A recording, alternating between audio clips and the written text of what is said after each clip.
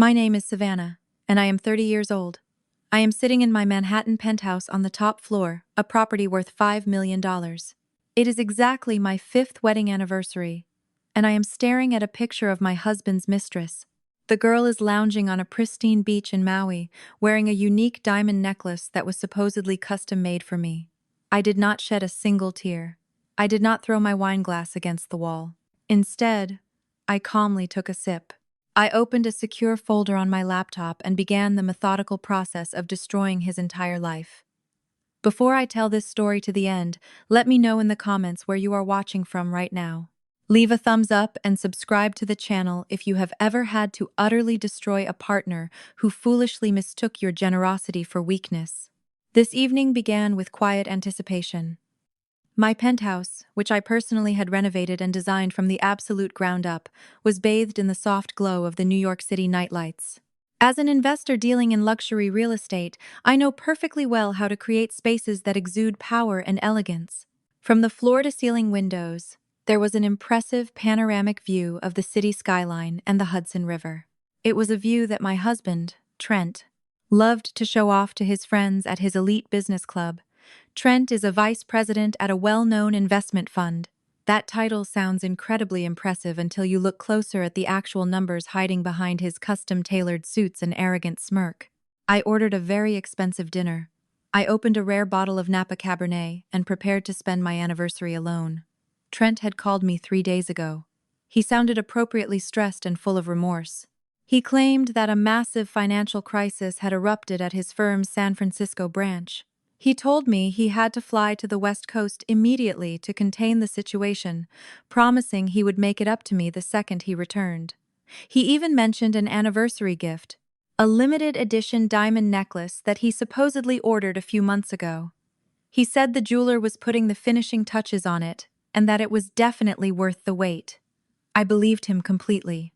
I told him to focus on his work, assuring him that our 5 years of marriage were built on understanding and support, not just on celebrations. I was just finishing my first glass of wine when my phone vibrated on the marble kitchen island. It was an Instagram notification. I rarely use this app for anything other than tracking trends in the luxury real estate market, but this alert caught my attention. Someone had tagged Trent in a photo. I unlocked the screen and tapped the notification. An image popped up, posted by a public account belonging to a young woman named Madison. I recognized her instantly. She is the 25-year-old junior assistant at my husband's investment firm.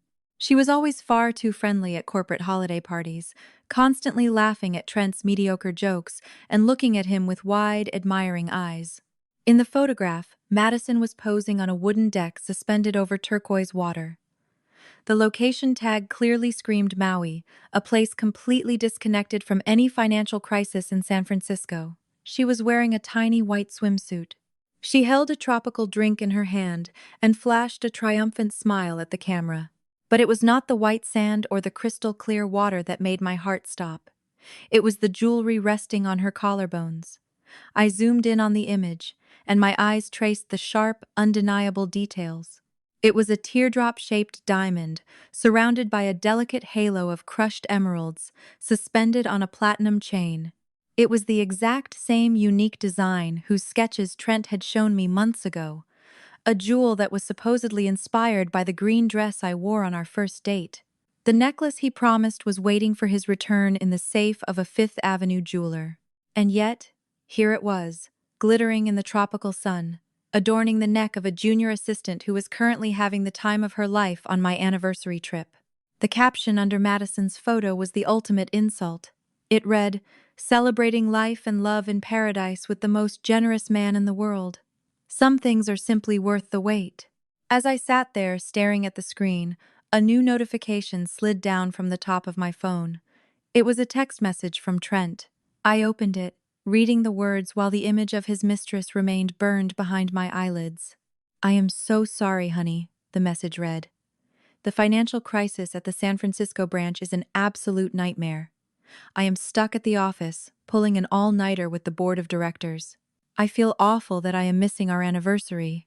I promise that when I get home, I will throw you the most amazing celebration. I love you so much." The sheer audacity of this lie literally took my breath away. He was not sitting in any conference room in California, battling a corporate crisis. He was thousands of miles away in a luxury overwater bungalow on the Pacific Ocean, funding a tropical fantasy for a 25-year-old assistant. He had looked me straight in the eye, kissed my forehead, and walked out the door with a packed suitcase for a supposed West Coast business trip, knowing perfectly well that he was actually boarding a plane to Maui with his mistress. Most women would break down in a moment like this. Most women would immediately call their husband, screaming into the receiver, demanding explanations, and asking how he could throw away 5 years of marriage for such a cliché office romance. I felt the initial sting of betrayal, a sharp, cold cramp in my chest, but that feeling was immediately swallowed by a wave of pure, calculated coldness. I did not reply to his message. I did not jump at his throat. I knew that engaging in a discussion with a liar only gives him a chance to invent more lies. Instead, I took a deep breath and got to work. I opened my laptop and connected my phone. Methodically, without the slightest tremor in my hands, I took high-resolution screenshots of Madison's Instagram post. I captured the location, the tags, the caption, and all the comments.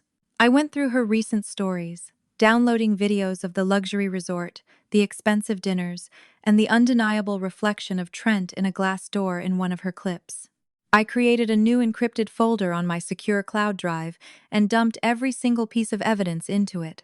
I made 2 backups. I documented the exact timestamp from Trent's message where he claimed to be in San Francisco, and I placed it right next to the photo of his mistress in Maui.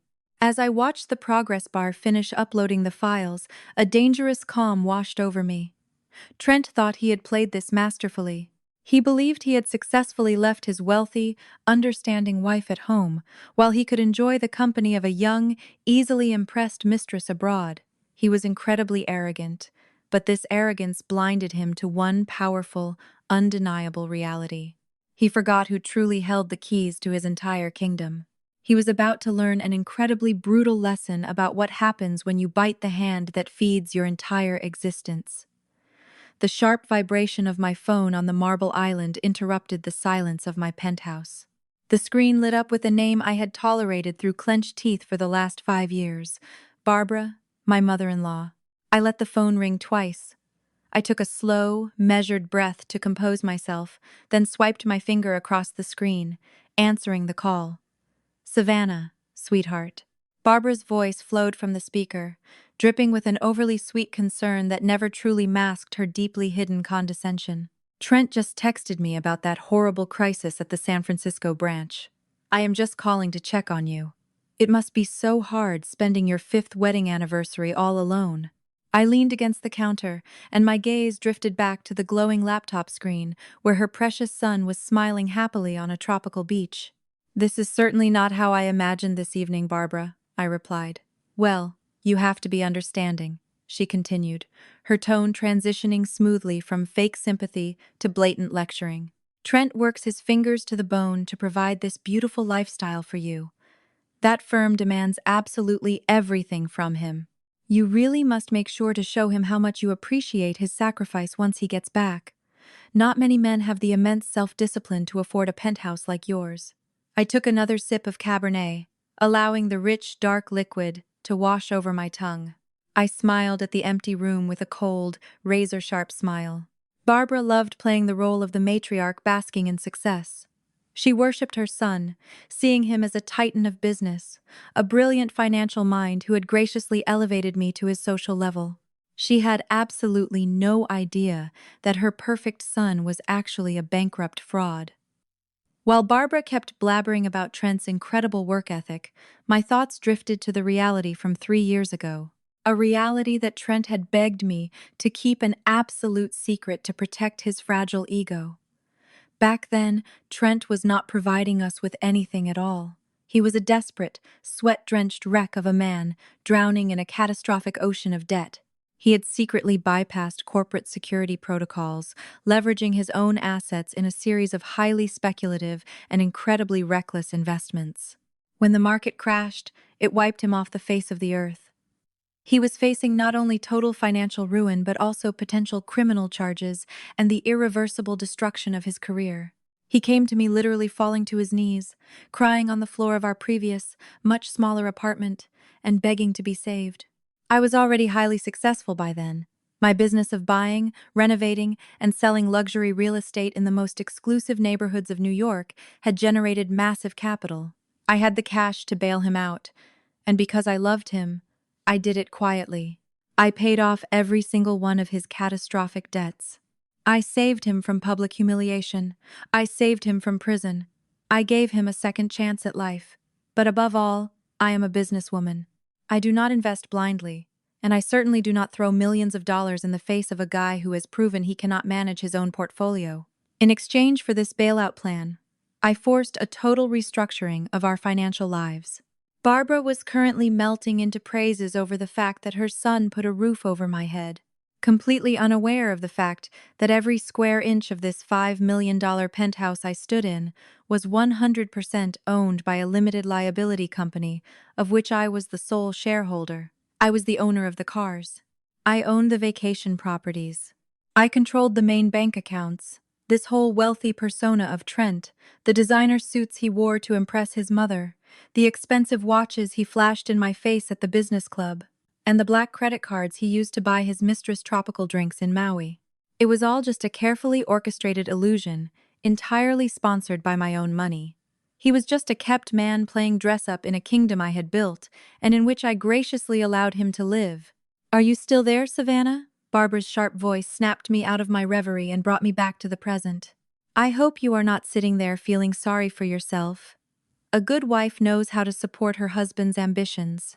"I am still here, Barbara," I replied, my voice perfectly composed, not betraying a single drop of the venom coursing through my veins. "And do not worry, I am not feeling sorry for myself at all. Honestly, Trent's absence tonight has made me realize a lot. I am preparing a huge surprise for his return."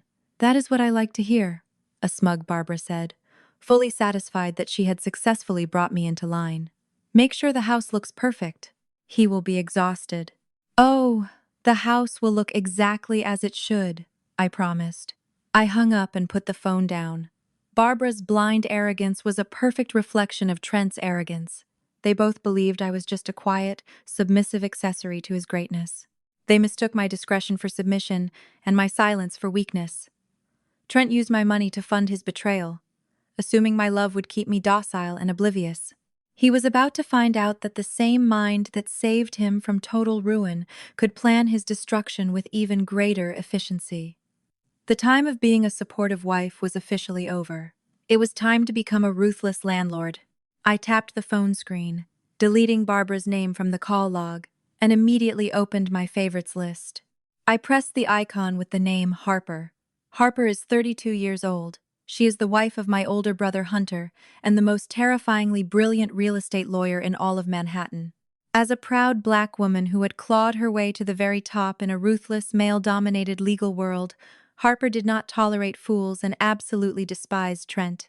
She had seen right through his mask from the moment Hunter introduced us. She had warned me that Trent loved the idea of wealth far more than the work required to build it. The phone only rang once before she answered. "Savannah." Harper's voice was crisp and alert, even though it was late on a Friday evening. "Tell me you are not calling to ask about the tax implications of an anniversary gift." "Harper, activate the emergency liquidation protocol," I said in a perfectly even voice. "I want this penthouse sold and emptied within 72 hours. A brief silence fell over the receiver. With any other human being, I would have heard a gasp of shock. There would have been an avalanche of frantic questions, expressions of sympathy, or tearful consolations. But Harper is a shark. She operates on pure logic and flawless execution. "Done," she replied smoothly, and the distinct sound of a laptop opening echoed through the speaker. "What did he do?"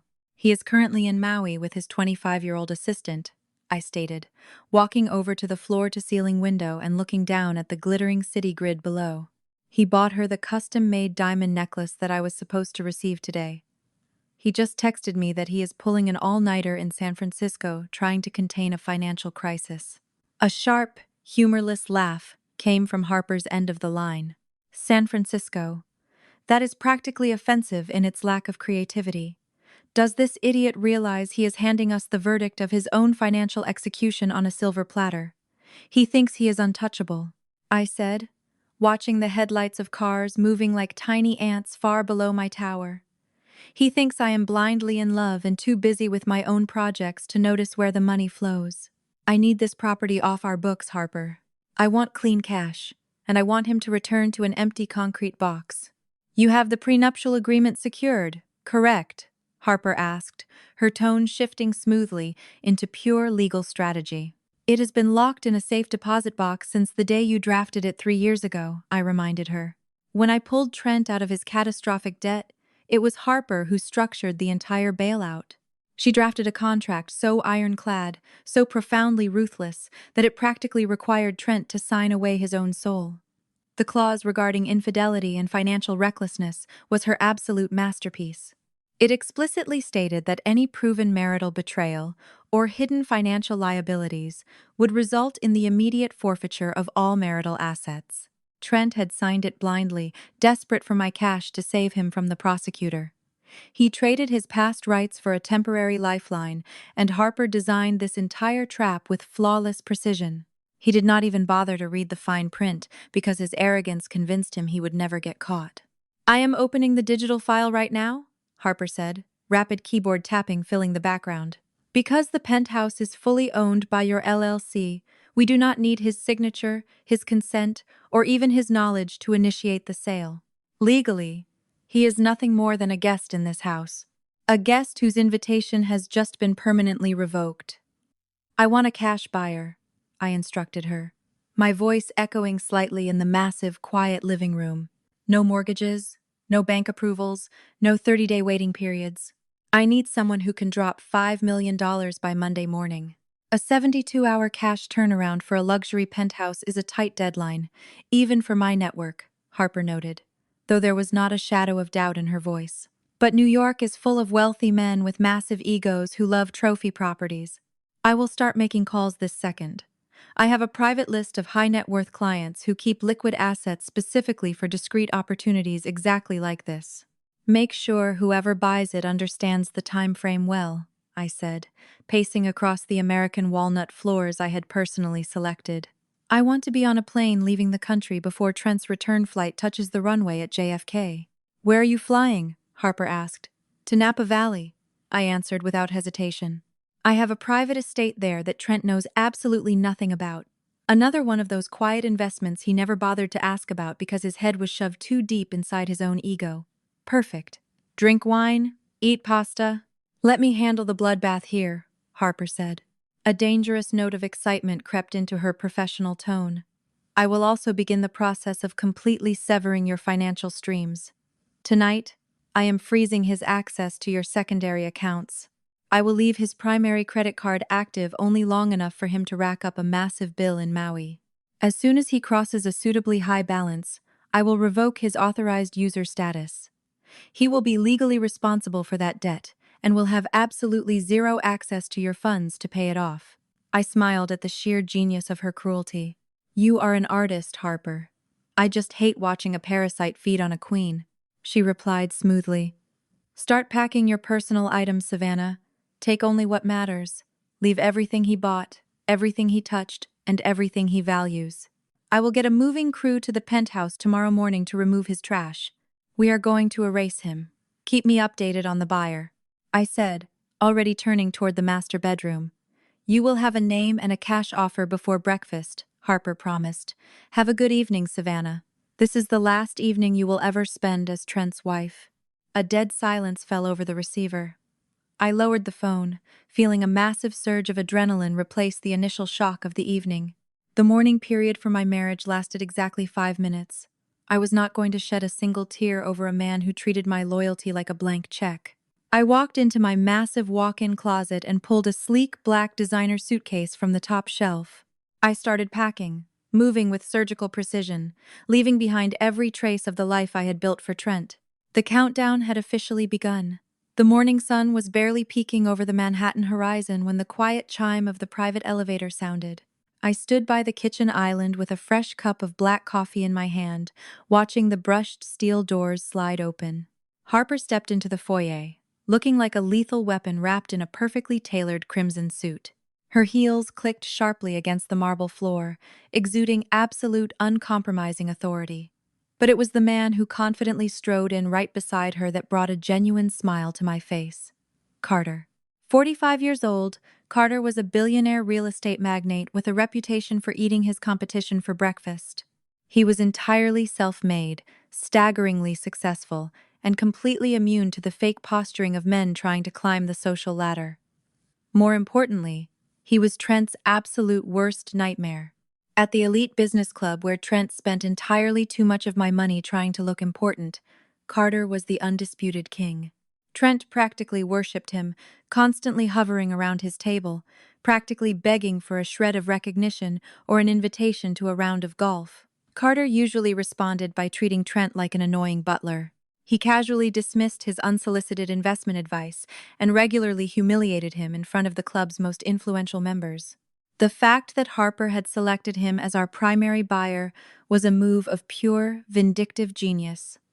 "Savannah," Carter greeted me, his deep baritone filling the open space. He did not throw around empty pleasantries or show fake sympathy. He simply bypassed the foyer and began evaluating the architecture with the sharp, predatory gaze of an investor at the very top of the food chain. "Harper mentioned you are looking for a lightning-fast transaction. I must admit I am surprised. Your husband talks non-stop about this penthouse. At last month's charity gala, he practically gave us a PowerPoint presentation on it, bragging endlessly about these custom marble countertops. Trent has always greatly appreciated my design choices," I replied smoothly, leading them toward the sprawling living room. However, his living arrangements are currently undergoing a rather abrupt restructuring. Carter stopped by the floor-to-ceiling windows, admiring the impressive view of the city skyline. He ran his hand over the custom-built cabinetry, clearly impressed by the flawless craftsmanship. Harper stood near the kitchen island, setting down her leather briefcase with a satisfying thud. She opened it and pulled out a thick stack of legal documents, a professional excitement glinting in her dark eyes. "The property is owned entirely by an LLC of which Savannah is the sole proprietor," Harper stated, getting straight to the point. "There are no encumbrances, no mortgages, and absolutely no marital claims to contest. We are offering it fully furnished, minus the personal wardrobe and a few selected art pieces.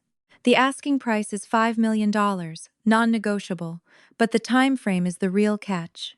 Carter turned away from the window, his interest clearly piqued. "Harper mentioned you want to close the deal in 72 hours. That is an aggressive pace, even for a highly motivated seller. What exactly is the rush?" I walked over to the island, poured a second cup of coffee, and slid it across the counter toward him. I maintained a relaxed posture, exuding absolute control. "Trent has decided to extend his current business trip in Maui," I explained, allowing a perfectly calculated note of cool amusement to color my words. He found the tropical environment there incredibly stimulating, particularly the company of his 25-year-old assistant. "Since I am currently channeling all my energy into sponsoring her luxury vacation, I decided it is only fair that I relieve him of the massive burden of maintaining this property." Carter froze with the coffee cup halfway to his mouth. He looked at me, then looked at Harper, who offered him a slow, predatory nod in response. A deep, guttural chuckle rumbled in Carter's chest. It quickly blossomed into a loud, genuine laugh that echoed off the vaulted ceilings. He understood the play instantly.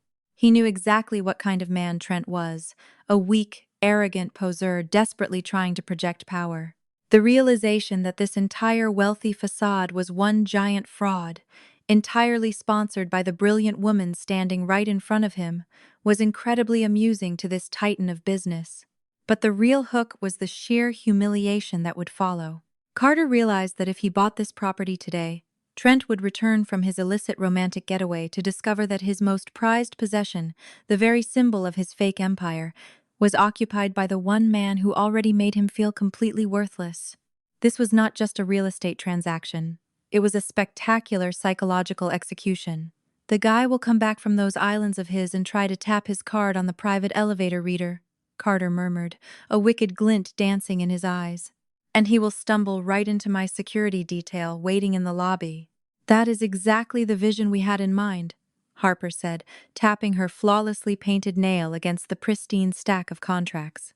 The question is, do you want to be the guy holding the deed when those elevator doors open? Carter did not hesitate for a second. He did not negotiate the price, did not ask for a building inspection or a 30-day escrow. He simply set down his coffee cup and walked straight toward the documents Harper had prepared. $5 million in pure cash, Carter announced, in a tone that left absolutely zero room for doubt. I will have my personal financial advisor wire the funds immediately to the offshore account you specify. We are skipping standard protocols and closing this deal in 24 hours, not 72. I want the keys in my hand tomorrow morning. Harper slid the contract across the smooth marble surface, already pointing to the signature lines. I picked up my favorite gold fountain pen. I did not pause to ponder the memories born in this place. I did not mourn the dinners hosted in this dining room or the quiet mornings spent watching the sunrise. This penthouse was no longer a home, it was a weapon, and I had just pulled the trigger. I pressed the pen nib to the thick paper and signed my name with sharp, decisive strokes, legally erasing my cheating husband from the highest tower in this city. Less than an hour after the ink dried on the sales contract, the heavy double doors of the penthouse swung wide open, letting in the logistics crew Harper had personally selected. I stood dead center in the master bedroom, a space encompassing nearly 1,000 square feet of custom cedar closets and custom glass. This closet was Trent's absolute sanctuary. This is where he spent hours admiring his reflection in the mirror and dressing himself in the armor of a self-made titan. He had dozens of custom-tailored designer suits, rows of designer silk ties, a ridiculous collection of luxury watches he bought solely to impress his superiors, and a set of custom golf clubs he could barely swing. I want every single thing belonging to him out of this building before noon, I told the moving crew foreman. The foreman nodded and signaled his team to bring in the reinforced wardrobe boxes. Do not bother, my voice was sharp and clear. I pointed to a stack of the thinnest, cheapest cardboard boxes you could get at a local Home Depot. The kind that practically tear themselves if you just look at them with too much intensity. Do not use those reinforced crates. Throw his stuff into these. The foreman blinked in surprise. But he was getting paid to follow orders, not ask questions. I stepped back, crossed my arms over my chest, and watched with immense, quiet satisfaction as one of the workers unceremoniously grabbed an armful of Tom Ford suits worth $5,000 each and shoved them brutally into a flimsy brown box. The pristine lapels of the jackets crumpled and folded without a moment of hesitation. Another worker dumped his precious velvet-lined watch case into the next box, letting it clatter loudly against muddy golf shoes and heavy glass bottles of cologne. Every physical manifestation of Trent's fake empire, every status symbol he used to exude power and wealth, was being aggressively reduced to the level of cheap, disorganized cardboard trash. It was a beautiful, chaotic symphony of erasure. The satisfying sound of packing tape being ripped from a plastic dispenser was suddenly interrupted by a noise that made the blood freeze in my veins. The distinct, heavy click of the deadbolt turning in the front door. I froze. Carter's people had not yet taken over the property, and Harper was already back at her downtown office executing the financial lockdown. There was only one other person on the entire planet who possessed a spare key to this penthouse, a key she had solemnly promised never to use without calling first. I stepped out of the master bedroom and walked into the main hallway at the exact moment Barbara pushed open the heavy oak door. She stepped into the marble foyer, dressed in an immaculate white tennis outfit, with an absurdly expensive designer handbag slung over her forearm. A possessive little smirk played on her face. She felt entirely too comfortable invading my private space. That smile vanished, however, the second she registered the chaos unfolding in the main living room. 3 burly movers were rolling up a massive custom designer rug, while another carried out a stack of bags containing Trent's golf clubs and a hastily taped box that was literally spilling his expensive shoes. "Savannah!" Barbara gasped, her hand flying to her chest in a display of theatrical horror. "What on earth is going on here? Why are strange men dismantling my son's house?" She marched across the foyer, her tennis shoes squeaking aggressively on the bare marble floor. She peeked into the dining room, saw the empty spaces where his belongings had been just yesterday, and spun on her heel to glare at me. Her face was flushed with indignant maternal authority. I dropped by to drop off some mail that was mistakenly delivered to our house. Barbara demanded an explanation, her voice echoing shrilly in the spacious interior. I wanted to make sure you were keeping things tidy while Trent is working his fingers to the bone on the West Coast. Why are his belongings being thrown into garbage boxes? I did not flinch, did not break eye contact, and allowed a perfectly radiant, utterly innocent smile to bloom on my face. I walked over to her, casually gesturing toward the moving crew as if they were delivering flowers, not dismantling her son's entire existence. "Barbara, you completely ruined the surprise," I said, infusing my voice with the perfect dose of playful disappointment. She narrowed her eyes, still highly suspicious, clutching her handbag like a shield. What surprise? Trent works so incredibly hard. I lied flawlessly, echoing the exact same toxic narrative she had fed me over the phone the previous evening. Our phone conversation yesterday really got me thinking. You were absolutely right, Barbara. I need to show him how much I appreciate his sacrifice. That is exactly why I commissioned a complete reorganization and modernization of his entire wardrobe and personal spaces. I am getting rid of the old to make room for a completely new aesthetic. A total transformation of his personal space to celebrate his massive dedication to this marriage. I watched as the suspicion slowly drained from Barbara's face. It was a fascinating psychological transformation. The tension in her shoulders dropped, giving way to a blossoming, entirely arrogant sense of triumph. She looked again at the cheap boxes, and her arrogant mind completely misinterpreted their purpose as a temporary storage solution for a grand, expensive renovation. She puffed out her chest with maternal pride. She truly believed her reprimand had finally disciplined her wealthy, stubbornly independent daughter-in-law, turning her into a proper, submissive wife.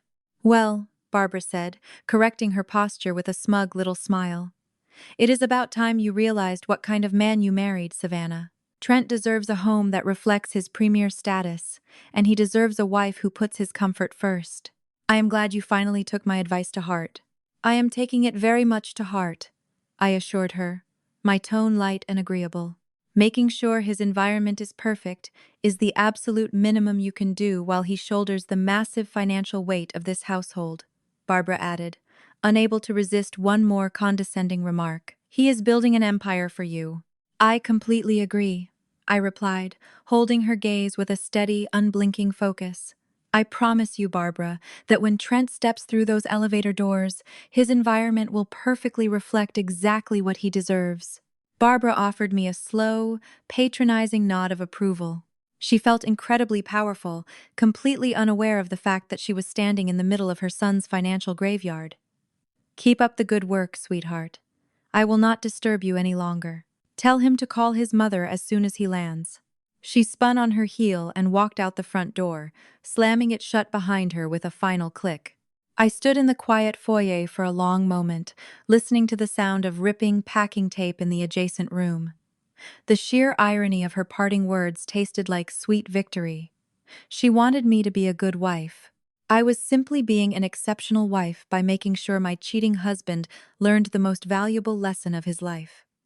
I turned back to the moving crew, my smile vanishing, replaced by a pure, calculated coldness.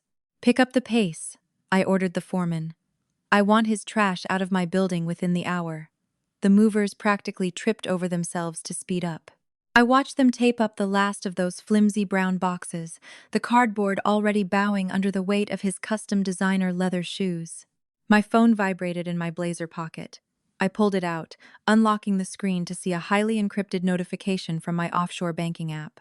The transaction status had changed from pending to completed. $5 million in clean, untraceable cash had just been successfully wired into my account by Carter's personal financial advisor. I stared at that staggering amount glowing on the screen. The feeling that washed over me was not just relief, it was absolute intoxicating power. The penthouse was officially sold. My financial severance from Trent was completely finalized. I locked the phone and slid it back into my pocket, feeling lighter than I had in years. The moving foreman approached me, wiping sweat from his forehead with the back of his hand. He held a clipboard with the shipping manifest and asked for the destination address of the cargo.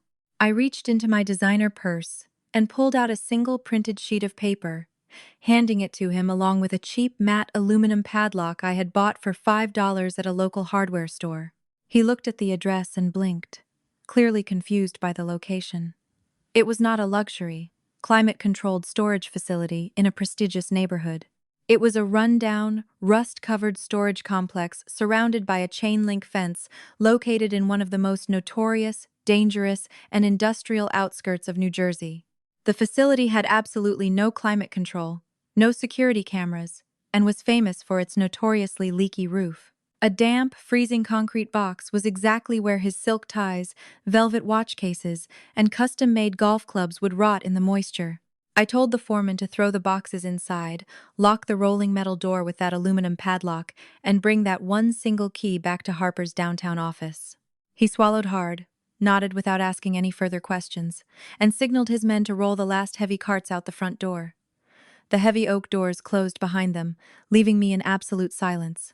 The penthouse felt massive.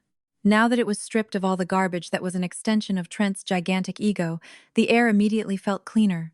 I took one final walk through the sprawling living room, my heels clicking softly against the American walnut. I felt not a shred of nostalgia. I walked over to the kitchen island, pulling the master key fobs and private elevator access cards out of my purse. I arranged them in a neat, tidy row on the pristine marble surface, leaving them exactly where Carter's security detail would find them when they arrived in a few hours to seize the property. I grabbed the handle of my sleek black suitcase, its wheels gliding silently across the floor. Heading for the exit, I stepped into the elevator, pressed the ground floor button, and watched the doors slide shut, closing this New York chapter of my life forever. My private chauffeur was waiting for me in the driveway with the engine running. He loaded my luggage into the trunk of the black luxury limousine and opened the rear door for me. I slid into the rich leather interior and told him to drive to JFK Airport. The ride through the city was merely a blur of steel and glass. The afternoon sun reflected off the skyscrapers that I had dedicated my entire career to conquering. Trent had always loved this city skyline because he thought it made him look important. He never understood that this city only respects people who actually own the concrete, not those who merely rent the view from the window. When we reached the domestic VIP terminal, I bypassed the chaotic security lines, escorted through a private, expedited lane reserved exclusively for VIP travelers. I spent exactly 40 minutes in the first-class lounge, sipping sparkling water and scrolling through a brief message from Harper. She confirmed that Trent's primary credit card was currently racking up tens of thousands of dollars in luxury resort transactions. He was booking private yacht cruises and buying expensive champagne-soaked dinners. With every tropical drink he ordered for his mistress, he was digging his own financial grave, completely oblivious to the fact that the safety net he relied on so heavily had been surgically removed. Boarding for my flight was announced. I boarded the aircraft and was immediately escorted to my private, enclosed first-class suite. The space was a sanctuary of polished wood, soft ambient lighting, and rich leather. Before I could even fully settle in, a smiling flight attendant appeared beside me, offering a warm towel and a crystal flute of excellent vintage champagne. I accepted the glass, the cold, crisp bubbles dancing right at the rim. As the plane was pushed back from the gate and began its long taxi down the runway, I sank deep into the plush seat. The massive engines roared to life, pressing me into the cushions as the aircraft accelerated and gracefully lifted off the tarmac. I looked out the oval window, watching the vast metallic grid of New York shrink beneath a thick layer of clouds. Somewhere down there, in a filthy, unsecured industrial park, the last remaining pieces of my husband's fake empire were being shoved into a dark, concrete box. I took a slow, deeply satisfying sip of champagne, lowered the electronic window shade, and prepared for my arrival at my private, sun-drenched estate in Napa Valley. I stepped out of my private car and took a deep breath of the warm, sun-baked California air. The estate, hidden deep among the rolling hills of the valley, was a masterpiece of restored architecture. It was surrounded by century-old olive groves and sprawling, meticulously manicured vineyards. I had bought this property completely under the radar, through a discreet trust, just 2 years ago. I walked through the grand stone arches, greeted by the quiet, incredibly efficient local staff who had already prepared my favorite suite. I stepped out onto the vast terracotta terrace and let the breeze wash over me. I poured myself a glass of rich local wine and placed my phone on the wrought iron table. My financial evacuation was complete.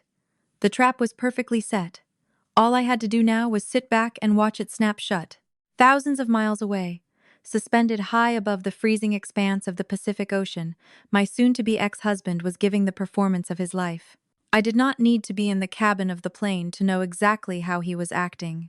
Harper's digital tracking of his active credit cards, combined with the screaming public social media stories of his young mistress, painted a pathetic, yet crystal-clear picture of their journey home. They were flying back to New York in a luxury first-class cabin. It was an insanely expensive flight that Trent undoubtedly charged to my secondary corporate account in a fit of absolute panic, booking the tickets mere hours before Harper permanently slammed the financial gates shut on him. In the photos and short, carefully curated videos that Madison enthusiastically posted on her profile, Trent was the absolute picture of a delusional king returning to his castle. He sat with his legs spread wide in his plush, lie-flat pod, swirling a glass of expensive bourbon, leaning across the aisle to whisper grand, empty promises into her ear. I could practically hear that arrogant, self-important timbre of his voice cutting through the hum of the jet engines. He was telling her about his massive empire. He spun intricate tales of high-stakes boardrooms and multi-million-dollar acquisitions. He shamelessly took credit for every single property sold, every zoning victory, and every brutal investment strategy that I had personally implemented over the last 5 years. He promised to take her straight to the most expensive boutiques on Fifth Avenue the second they landed. He painted a vivid fantasy of walking into the most exclusive designer showrooms in the heart of Manhattan, assuring her that his heavy black credit cards would buy her anything her heart desired. Madison swallowed every single one of his lies from a silver spoon. Her social media profile was a masterclass in aggressive, though in her mind, subtle bragging. She posted a carefully framed photo of her manicured hand resting intimately on Trent's knee. The unique emerald and teardrop diamond necklace flaunted itself on her collarbone, perfectly catching the cabin lighting. The caption read, "Heading home with my king. Next stop, the Penthouse." She relentlessly tagged the airline, the rare brand of champagne they were drinking, and the luxury designer of her carry-on luggage. She was desperately trying to cement her new status as a wealthy, untouchable socialite. She was completely unaware of the fact that she had just hitched her wagon to a very rapidly sinking ship. She looked at Trent not with genuine love, but with the hungry, calculating eyes of a woman who believed she had just won a lottery that set her up for life. When their flight finally touched down at JFK, Trent's fragile ego was working in overdrive. He strutted proudly through the bustling domestic terminal, playing the role of an exhausted but victorious financial titan returning from a grueling West Coast business trip. He intentionally bypassed the standard taxi lines and used his phone to summon a luxury black limo with a private driver. It was exactly the kind of unnecessary, ostentatious expense he always insisted on to maintain his flawless facade. The black luxury SUV glided smoothly down the highway, cutting through the heavy New York traffic as dusk fell over the city. Through the tinted windows, Trent pointed to the towering skyscrapers lighting up the night sky. He gestured toward commercial buildings and luxury high-rises, falsely claiming he had a hand in financing their development. He treated the iconic city skyline like his own personal resume. Madison sat next to him on the plush leather seat, nodding eagerly, her eyes wide with manufactured awe. She was already planning where she would hang her clothes in the massive, custom-built cedar closet in the penthouse. She remained in blissful ignorance, having no idea that this closet was currently completely empty, except for a few discarded wire hangers. And Trent's entire wardrobe was currently sitting in a damp, unsecured, metal shipping container on the most dangerous industrial outskirts of the city. The black car exited the main highway and turned onto the pristine, tree-lined street of our exclusive neighborhood. It pulled up to the magnificent circular driveway of the high-rise. The towering glass facade gleamed in the warm light of the street lamps, exuding absolute wealth, security, and exclusivity. Trent stepped out of the vehicle, adjusting his designer jacket and handing the driver a generous cash tip, using the very last physical bills he had in his wallet. He offered his arm to Madison, confidently leading her toward the gleaming, two-story high glass doors of the magnificent lobby. He walked with the heavy, self-superior stride of a man who believed the whole world belonged to him, puffing out his chest, totally and completely unaware of the spectacular, inevitable devastation waiting for him on the other side of the glass. The building's massive lobby was a masterpiece of modern design. It was filled with custom stone, towering indoor water cascades, and the delicate, expensive scent of fresh orchids. It was a space designed to intimidate the average person and stroke the egos of the wealthy. Trent strutted across the polished floor with Madison clinging to his arm, fully expecting the night concierge to bless him with his usual respectful nod. He led his young mistress straight toward the gold leaf-covered doors of the private elevators, reserved exclusively for the owners of the top-floor penthouses. He pulled his heavy metal access card from his tailored jacket, ready to whisk her up to heaven in the blink of an eye. He slapped the card against the sleek black security reader. Instead of the quiet, friendly chime and flash of green light, the reader let out a sharp, flat buzz. A solid red light illuminated on the panel. Trent frowned, his arrogant smile vanishing for a split second. He muttered something to Madison about the building updating its security systems and tried again.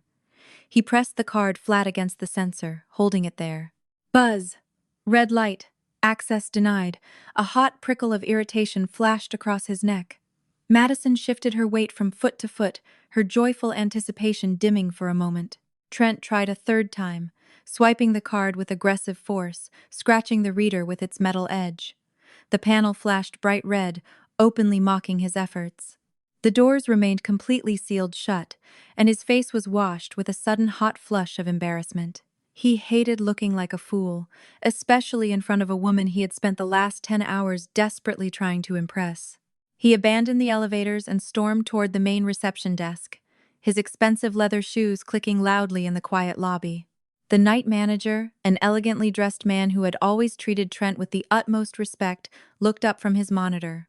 However, his expression was completely blank. The usual warm, welcoming smile had vanished without a trace. Trent slammed his flat palm onto the marble counter, leaning forward to dominate the interaction. He demanded an explanation for why the elevator to his penthouse was not working, raising his voice so that the few people present in the lobby, including Madison, could hear his righteous indignation. He threw a loud fit, reminding the concierge how gigantic his monthly HOA fees were, and demanding that a repair service be called immediately. The manager did not flinch, did not apologize. He simply typed a few commands into his computer, looked back up at Trent, and delivered his answer with an icy, crushing calm. He informed Trent that there was absolutely nothing wrong with the elevator. He stated in a clear voice that carried across the quiet lobby that Trent's access card had been permanently deactivated. Trent let out a sharp, patronizing laugh of disbelief. He leaned in closer, his face taking on a dangerous shade of red, threatening to have the manager fired before morning. He screamed that he owned this penthouse and demanded immediate access to his property. The manager absorbed his furious glare without the slightest ounce of fear. He coldly informed Trent that according to the newly updated building registry and the legal transfer of deeds finalized exactly this afternoon, Trent was no longer listed as a resident, owner, or authorized guest in this building. He was simply a trespasser throwing a pathetic scene. The sheer unreality of those words hit Trent like a blow to the chest. His mind began to spin frantically, unable to process the information.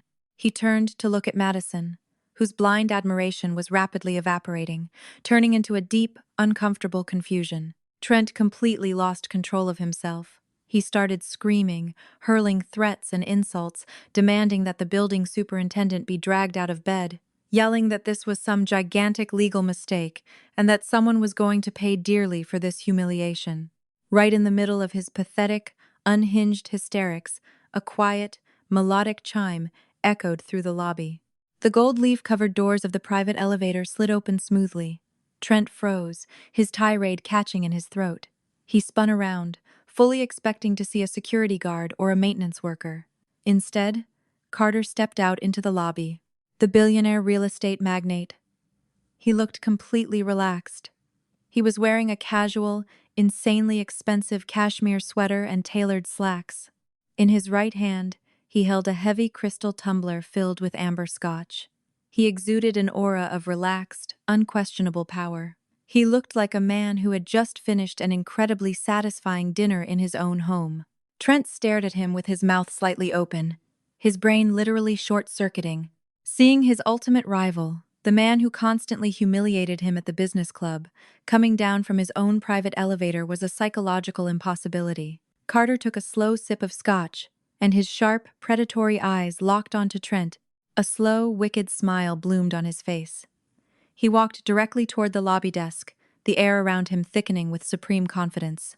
He greeted Trent in a booming, jovial voice, ensuring that every single person in the lobby was listening. He looked Trent up and down, soaking in that sweaty, red-faced panic, and erupted into a massive, booming laugh. He loudly mocked Trent's hysterical screaming, asking if the trip from Maui had been too exhausting for his fragile nerves. He looked at Madison, flashing her a polite, knowing smile that made the girl shrink into herself with sudden, intense humiliation. Trent could not choke out a single word. His entire fake empire was crumbling in real time, right in front of the woman he brought home to impress. Carter did not give him a chance to recover. He reached his free hand into his trouser pocket. He pulled out a cheap, matte aluminum padlock key. The exact same key the moving foreman had returned to Harper's office earlier that day. Carter tossed that small piece of metal into the air.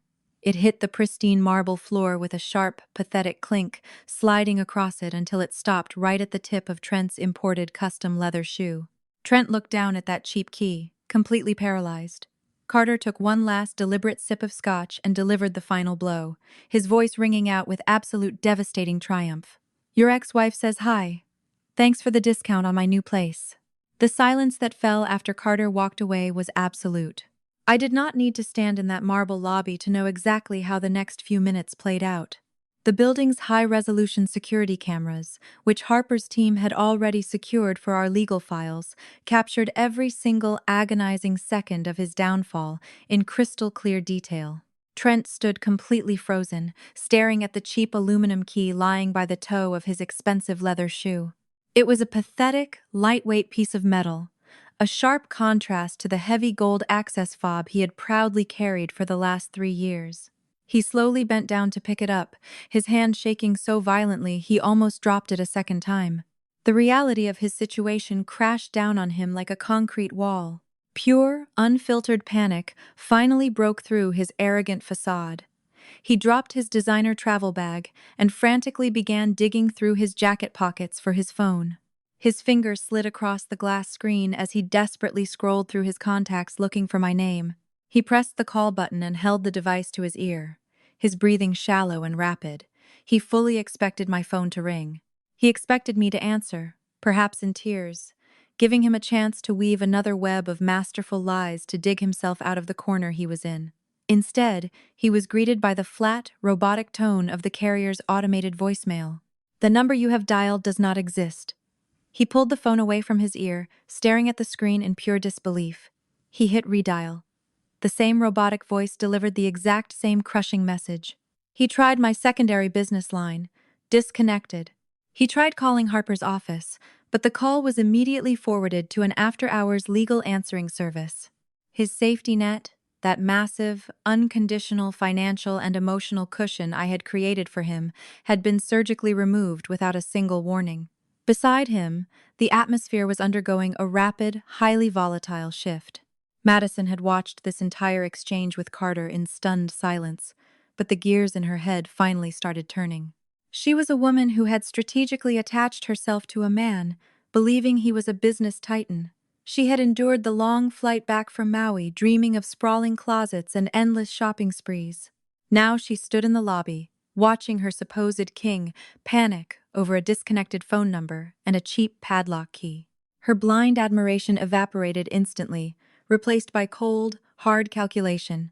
She stepped away from him, crossing her arms defensively over her chest. "Trent, what is going on here?"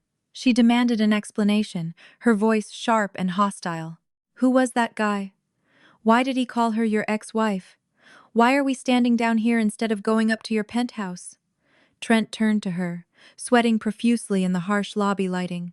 He desperately tried to summon his usual firm, executive tone, but his voice cracked pathetically. It is just some gigantic misunderstanding, Madison, he stammered, his eyes darting nervously around the lobby, checking if anyone was eavesdropping. Savannah is just being dramatic. She is throwing a childish tantrum over some minor HOA administrative error. My lawyers will fix this entire mess first thing in the morning.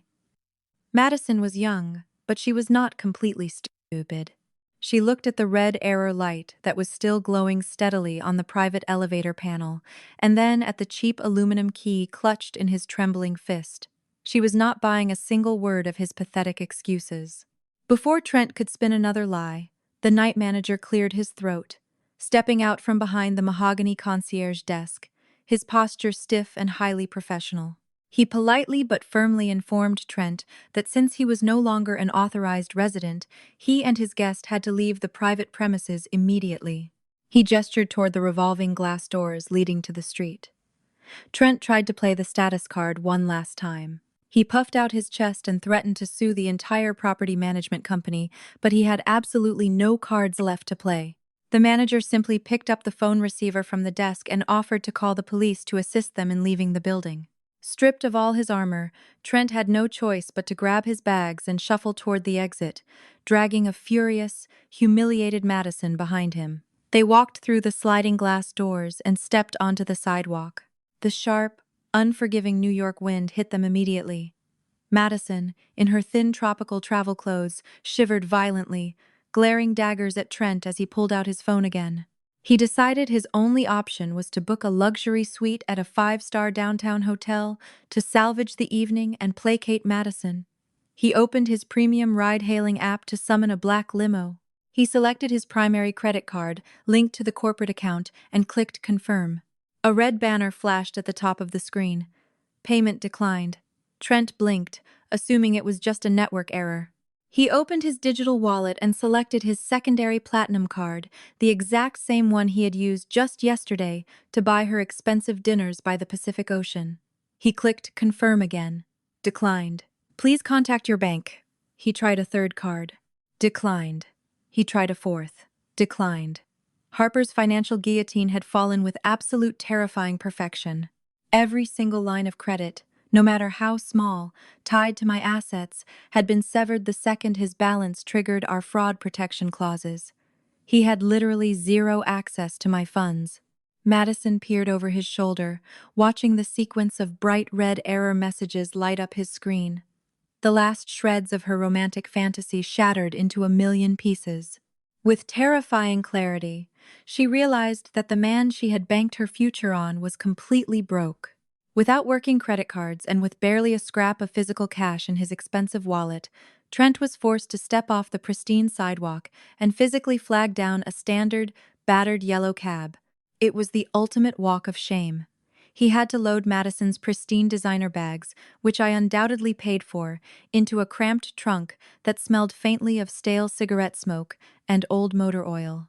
Madison slid onto the cracked vinyl seat of the taxi, refusing to even look at him. She demanded to know where exactly they were going to sleep tonight. Trent sat next to her in the dark, noisy back seat, his entire world turning to absolute ruin. He had to swallow his massive, fragile pride and give the cab driver the only address he had left. He directed the driver toward the suburbs, giving him the address of Barbara's modest, distinctly unglamorous house. He was a grown man, completely dependent on his mother, forced to bring his furious mistress back to his childhood bedroom simply because his wife finally decided to cut the financial umbilical cord. The battered yellow cab pulled up to the curb in front of Barbara's house in a quiet, entirely unremarkable suburban neighborhood. It was a modest, aging property with overgrown rhododendrons and peeling paint on the window frames. A shocking contrast to the $5 million view Trent had grown so accustomed to. Thanks to the digital alerts sent to my phone by Harper, who was meticulously monitoring the locations of the declined payments, I knew exactly what time he arrived there. I could perfectly envision the scene currently playing out in that cramped, floral-patterned living room. Trent dragged Madison's heavy designer luggage up the cracked concrete walkway. He was sweating, shivering in the sharp New York wind and completely stripped of his arrogant posture. He knocked on the front door because he had thrown away his spare key to this house long ago, deeply believing he would never have to return to such a plebeian lifestyle. Barbara opened the door, wearing a worn silk bathrobe. Her face, initially contorted into an angry grimace from being woken up in the middle of the night, instantly morphed into an expression of absolute shock. She stared at her golden child, standing on her porch in a wrinkled suit, hauling luggage next to a 25-year-old woman shivering in her tropical resort wear. Barbara's sharp, judgmental eyes instantly locked onto Madison. The resentment was immediate and mutual. Barbara had spent years trying to mold me into the perfect, submissive daughter-in-law to elevate her son's status. Seeing Trent show up in the middle of the night with a half-naked assistant completely ruined her illusion of his prestigious corporate life. However, Barbara's judgment of Madison quickly took a back seat to the sheer panic radiating from her son. Trent pushed past his mother, dropping the bags onto the faded carpet in the hallway. He began pacing around the small living room, breathing heavily, and frantically explaining the nightmare he had just experienced. He told Barbara I had lost my mind. He claimed I had thrown him out of his own building, tossed his belongings onto the street, and somehow manipulated the property management board into transferring the penthouse to Carter. He spun a wild narrative full of victimhood, completely omitting the crucial detail that the penthouse had never actually belonged to him. Barbara reacted exactly the way a toxic, enabling mother always reacts. She completely ignored the presence of his young mistress standing awkwardly in her hallway. She ignored the obvious implications of his betrayal. Instead, she flew into a state of hysterical, blind rage directed entirely at me. She screamed that I was a thief, a hysterical woman who had stolen her son's pride and joy. She paced the living room alongside him, her voice reaching a shrill, manic pitch. She swore to destroy me. She promised Trent they would hire the most vicious, bloodthirsty divorce shark lawyers in the entire tri-state area. She swore she would make sure I was dragged through the courts and stripped of every penny for the home he supposedly worked so hard to buy. "You need to freeze the accounts this second, Trent," Barbara ordered, her hands shaking with righteous indignation. "Call the bank. Transfer all your money to a safe account before she tries to touch your savings. We will hire a shark and take back your house by Monday morning." Trent immediately latched onto this idea. It was the only lifeline he had left. He believed that even if the physical property was temporarily locked down, he still had access to the massive, overflowing reserves of liquid cash I had let him use for the past 3 years. He pulled his smartphone from his pocket, his hands shaking so violently he could barely punch in his passcode. He opened the premium banking app, the same one that usually greeted him with a view of millions in joint investments and shared liquidity. He held his breath, expecting to see the firepower necessary to wage war against me. Instead, the app loaded a screen that made the blood freeze entirely in his veins. He stared at the display, blinking rapidly. Convinced his eyes were playing tricks on him, he closed the app and reopened it. He refreshed the screen over and over again, but the numbers did not budge. Every single joint savings account, every shared investment portfolio, every liquid cash reserve that had previously fueled his extravagant lifestyle displayed the exact same balance. $0. Harper is not just a lawyer. She is a legal predator who strikes with absolutely murderous precision. Over the last 72 hours, while Trent was busy sipping drinks by the Pacific Ocean, Harper had executed a flawless financial amputation. The prenuptial agreement Trent signed 3 years ago contained specific, highly aggressive trigger clauses. The moment I provided documented proof of his infidelity and financial recklessness, Harper legally authorized the immediate sweeping of all joint funds. She legally and systematically emptied every account, transferring the capital back behind the protected, impenetrable walls of my private holding companies. Trent stared at the string of zeros on his phone, all the air rushing out of his lungs. He was looking at the digital equivalent of a massive, insurmountable concrete wall.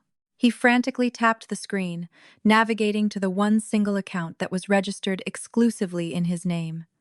The screen loaded. A single number appeared, written in a bright, glaring red font, -$80,000. This was his personal line of credit, the same one he had just maxed out to pay for private island excursions, domestic first-class flights, and the unique teardrop diamond necklace currently resting against his mistress's skin. Because Harper had completely revoked his authorized user status on my corporate accounts, this gigantic, suffocating debt was now legally and entirely his own. The realization hit him with the force of a speeding freight train. He was not a millionaire temporarily locked out of his own penthouse. He was a fraud who had just been forcibly evicted from his financial fantasy. He had no cash to hire a lawyer. He had no savings to rent a new apartment. He had absolutely nothing in his own name except a mountain of high-interest debt and a cheap aluminum padlock key in his pocket. I was sitting on the terrace of my Napa Valley estate when Harper sent me the final confirmation message. The text was brief and clinical. It confirmed that the automated account sweep was complete and the zero balance statuses were irreversible. I looked out over the rolling California vineyards, feeling a profound sense of closure. Trent had built his entire identity on the illusion of control. He loved walking into rooms and acting as if his genius had generated our wealth. Now, stripped of my protection, he was forced to confront the absolute void of his own capabilities. There would be no expensive lawyers rushing to his rescue. There would be no swift court injunctions to get the penthouse back. The legal war he thought he was about to launch was over before he could even mobilize his army. Back in New York, Trent dropped his phone. It hit the faded living room carpet with a dull thud. His knees buckled, and he collapsed onto Barbara's floral-patterned couch, burying his face in his hands. His mother rushed toward him, firing frantic questions he could not answer. Madison stood by the front door, looking down at the glowing screen of the dropped phone, slowly realizing that this disgustingly wealthy king she had flown halfway across the world with was actually the poorest man in the room. He was completely, undeniably ruined. The realization of absolute financial ruin did not teach Trent humility. Men who build their entire identity on stolen prestige rarely feel genuine remorse when a mirror is finally held up to them. Instead, his panic rapidly mutated into blind, desperate rage.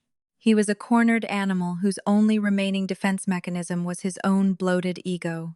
Meanwhile, I sat on the terrace of my California estate with a glass of local red wine in hand, watching his breakdown unfold in real time through the digital alerts flooding my phone. He picked his device up off his mother's faded carpet and immediately sought validation in the only place he had left, social media. He started posting chaotic, self-pitying status updates across all his professional and private profiles. He drafted long, pathetic essays aimed at his friends from the business club and corporate sycophants.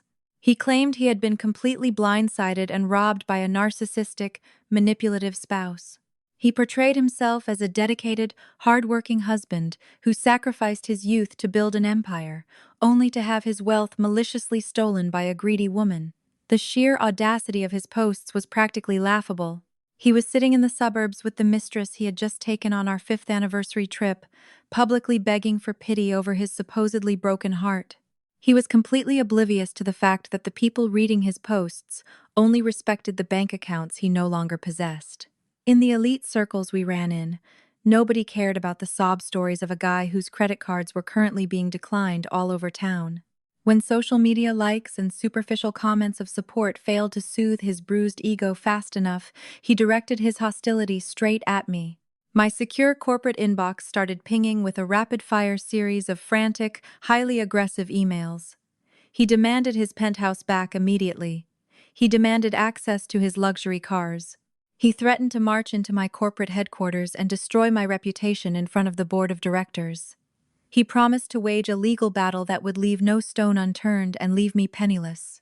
His language became increasingly brutal, chaotic, and desperate. With every message he typed into his phone, he was writing from a place of pure, powerless fury, completely forgetting he was sending written threats to a woman whose legal counsel was actively monitoring his every move.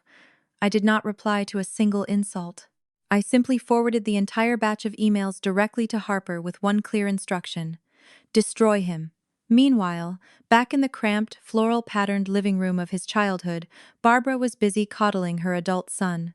She paced the room, enabling his delusions and assuring him they would hire a ruthless team of lawyers to seize my assets and put me in my place. She brewed him hot tea, rubbed his shoulders, and loudly agreed that I was a monster who never deserved a man of his caliber.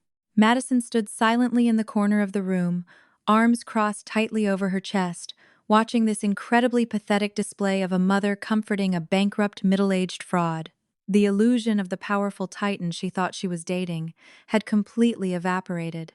The tense, suffocating atmosphere of that suburban house was suddenly shattered by a sharp, highly authoritative knock at the front door. Barbara marched into the hallway, wrapping her worn silk robe tighter around her shoulders. She yanked the heavy wooden door open, fully expecting to chew out a late food delivery driver or a noisy neighbor. Instead, she came face to face with my sister-in-law. Harper stood on the concrete porch looking like an absolute force of nature. She was wearing an immaculate, perfectly tailored designer trench coat, completely out of place in this modest, aging neighborhood. She exuded a cool, untouchable authority that immediately made Barbara take a defensive step backward. Right beside Harper, tall, broad-shouldered, and commanding respect, stood a fully uniformed police officer. Barbara opened her mouth to demand an explanation, but Harper did not give her a chance to speak. She completely ignored the older woman. Her sharp, expensive heels clicked against the cheap linoleum in the hallway as she stepped right into the house with the absolute confidence of a woman who owned the room. The police officer stepped in right behind her, his hand resting casually on his tactical belt, instantly dropping a suffocating blanket of tension over the small space. Trent looked up from the couch. His eyes widened, and the last remnants of color completely drained from his face. He jumped to his feet, trying to project a physical dominance he absolutely did not possess. Harper did not raise her voice, did not yell, and did not show the slightest ounce of emotion. She operated with absolute, terrifying professional coldness. She reached into her sleek leather briefcase and pulled out a massive, heavy stack of legal documents. She walked straight up to Trent, looking him dead in the eyes, and with surgical precision began listing the terms of his new reality. She informed him that he was officially being served with divorce papers. She clearly stated that the severing of all joint financial ties had been executed and legally approved by a judge exactly that afternoon. He had no legal standing to access my companies, my real estate, or my bank accounts. She then pulled a separate, brightly colored document from the very top of the pile. She explained that due to the violent, unhinged, and highly threatening emails he had sent to my corporate inbox over the last hour, the court had issued an immediate, strict emergency restraining order. He was legally forbidden from contacting me, approaching my private properties, or stepping foot within 500 feet of any of my offices. If he sent one more email, posted one more threat, or tried to approach me in public, the officer standing next to her would personally ensure he spent the night in a concrete cell. Harper dropped this heavy stack of legal consequences right against his chest. He fumbled awkwardly, pinning the thick files to his wrinkled jacket before they could hit the floor. The silence in the room was absolute. Even Barbara was too shocked by the physical presence of a police officer to choke out a single word of defense. Madison simply stared at this massive payload of legal trouble, now resting in Trent's hands. Making sure he understood exactly how deep a hole he had dug for himself, Harper offered him a slow, razor-sharp smile that held absolutely zero warmth. She looked at this bankrupt, terrified man standing in his mother's living room, clutching the paperwork that sealed his total ruin. "Welcome back to reality, little boy," she said. Exactly 3 weeks after Harper delivered that massive payload of legal devastation to Barbara's porch, the mandatory mediation hearing officially began. I logged into the secure Zoom room from the sprawling stone terrace of my California estate. The morning sun was bright and warm, casting a golden glow over the endless, rolling vineyards stretching out in the valley below me. I was wearing a simple yet incredibly elegant white silk blouse. My hair was pulled up into a loose, effortless bun, and I held a delicate porcelain cup of freshly brewed espresso in my hand. I looked exactly like a woman who had successfully excised a malignant tumor from her life. I felt radiant, completely unbothered, and in perfect peace. I had spent the last 21 days expanding my domestic real estate portfolio and savoring excellent vintage wine, totally insulated from the radioactive fallout that had just occurred in New York. Harper logged into the digital meeting a moment later. She was sitting at the massive mahogany desk in her downtown office, wearing an immaculate, perfectly tailored blazer.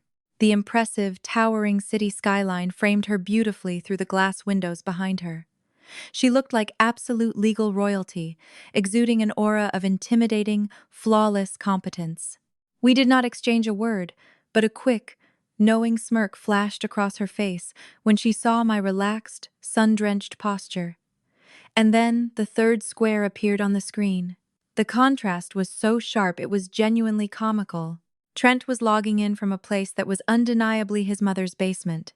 The background consisted of hideous, outdated wood paneling and extremely unflattering fluorescent lighting that cast deep, exhausted shadows under his eyes. He looked haggard, had clearly lost weight, and was thoroughly defeated.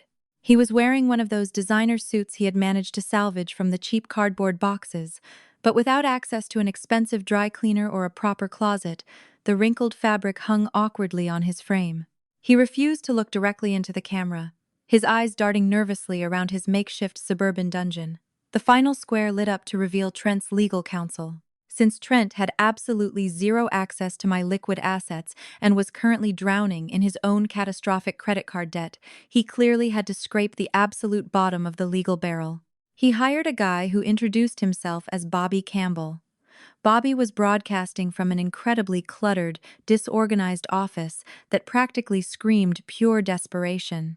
He wore a shiny, ill-fitting suit and had the loud, aggressive demeanor of a guy who only took high-risk contingency cases.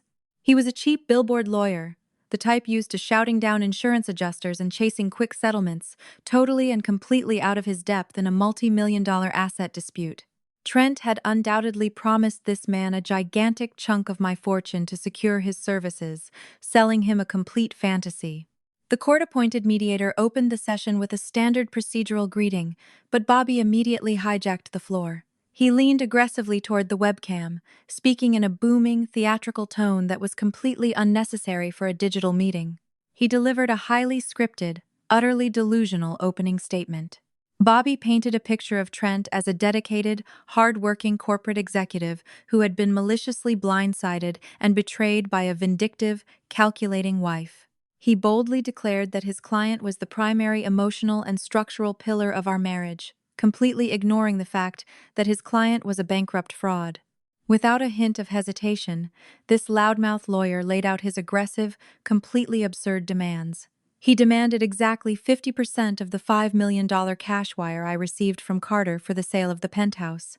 Furthermore, he aggressively stated that since my real estate business generates massive profits, Trent was legally entitled to $10,000 a month in lifetime alimony. He argued that this was the absolute minimum required to maintain the luxury lifestyle to which his client had supposedly grown accustomed. I took a slow, incredibly satisfying sip of my espresso, maintaining a completely neutral expression. Trent had clearly lied to his own attorney about the origin of our wealth and the existence of our legal safeguards. He had sent this cheap lawyer into a minefield completely blindfolded. But Bobby's absolute worst mistake was not his absurd financial demands. His fatal, unforgivable error was directing his unjustified arrogance straight at Harper. Bobby adjusted his cheap tie and condescendingly addressed my brilliant, staggeringly successful black sister-in-law. He used a patronizing, overly familiar tone, clearly basing his assumptions on his own massive ignorance. He addressed her with a distinct, disrespectful sneer, saying that while she might be used to handling simple residential paperwork for local clients, she was completely out of her league in a multi-million-dollar asset dispute. He smirked maliciously at the camera and boldly advised Harper to convince her client to settle the financials immediately. He threatened to drag us both through a brutal, highly public trial that would supposedly destroy my corporate reputation and expose my business practices. He puffed out his chest, completely convinced that he had just intimidated two women into submission. I watched Harper's face on my high-resolution screen. She did not even flinch, did not interrupt his pathetic, booming monologue. She sat perfectly still, with impeccable posture, letting him dig a spectacularly deep grave for both himself and his bankrupt client. She simply waited until he finished speaking, preparing to unleash the absolute, undeniable truth that would destroy them both. Bobby leaned back in his squeaky office chair with a smug smile plastered across his face, fully expecting us to cower in fear and immediately offer a multi-million-dollar settlement just to shut him up. The digital silence stretched on for 5 long seconds. I took another sip of espresso, enjoying the warm California breeze on my skin, and let him bask in his temporary delusions a little longer. Harper leaned forward. She did not raise her voice, did not stoop to the level of his aggressive, chaotic energy. She simply touched her mouse and clicked a single button. A sharp notification chime echoed through the Zoom interface. Harper had initiated screen sharing. "I would like to direct opposing counsel's attention to Exhibit A," Harper said, her voice smooth, resonant, and practically dripping with absolute authority. "Before we engage in any further ridiculous discussions regarding asset division or lifetime alimony, we must first establish the legal framework governing this marriage." A highly detailed, legally binding document materialized on all our screens. At the very top, printed in bold, undeniable letters, were the words, "Postnuptial Agreement and Asset Protection." Trent physically recoiled from his camera. The last bit of color completely drained from his face the moment he recognized that document. It was the exact same contract he had signed 3 years ago when he was crying on my floor, begging me to save him from the prosecutor and total financial ruin.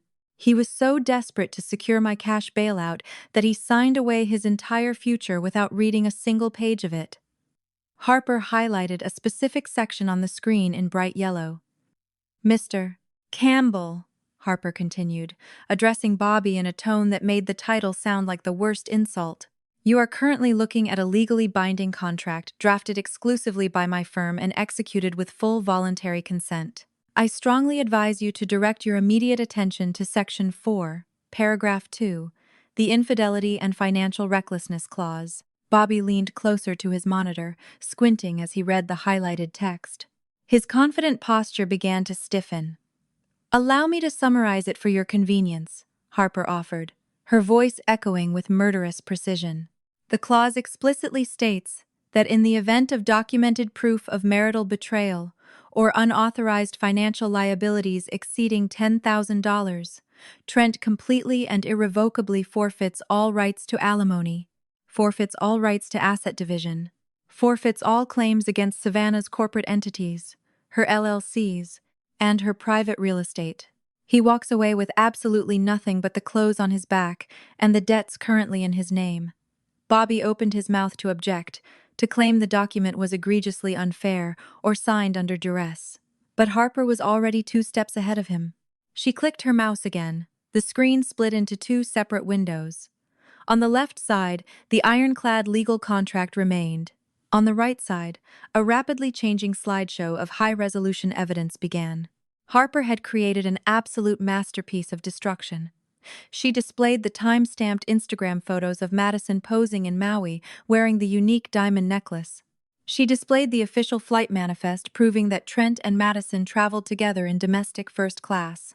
She displayed the horrifying credit card statements showing that Trent charged over $80,000 to my corporate account in a single weekend for luxury hotels and jewelry. Finally, she displayed the text message Trent sent me, openly lying about being trapped in a San Francisco conference room. "The evidence is absolute, indisputable, and legally admissible," Harper declared, delivering the final blow. "Trent triggered the forfeiture clause the exact second he boarded that plane with his assistant. He has absolutely no legal standing. 0 claims to the $5 million. I watched Bobby's face on the screen. The metamorphosis was spectacular. This loudmouth, aggressive lawyer realized in real time that he had been made an absolute fool of. He had taken this case strictly on contingency, calculating his own massive payout based on Trent's delusional lies about being a wealthy business titan. Now, staring at the screen, reading the airtight legal clauses and looking at this damning photographic evidence, Bobby understood that his client was not only completely defenseless from a legal standpoint but also thoroughly broke. There was no money to win here, no settlement to extort. Trent was a walking financial black hole, and Bobby had no intention of working for free.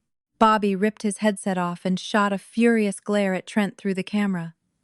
"You told me that penthouse was yours!" Bobby yelled, completely abandoning his professional demeanor.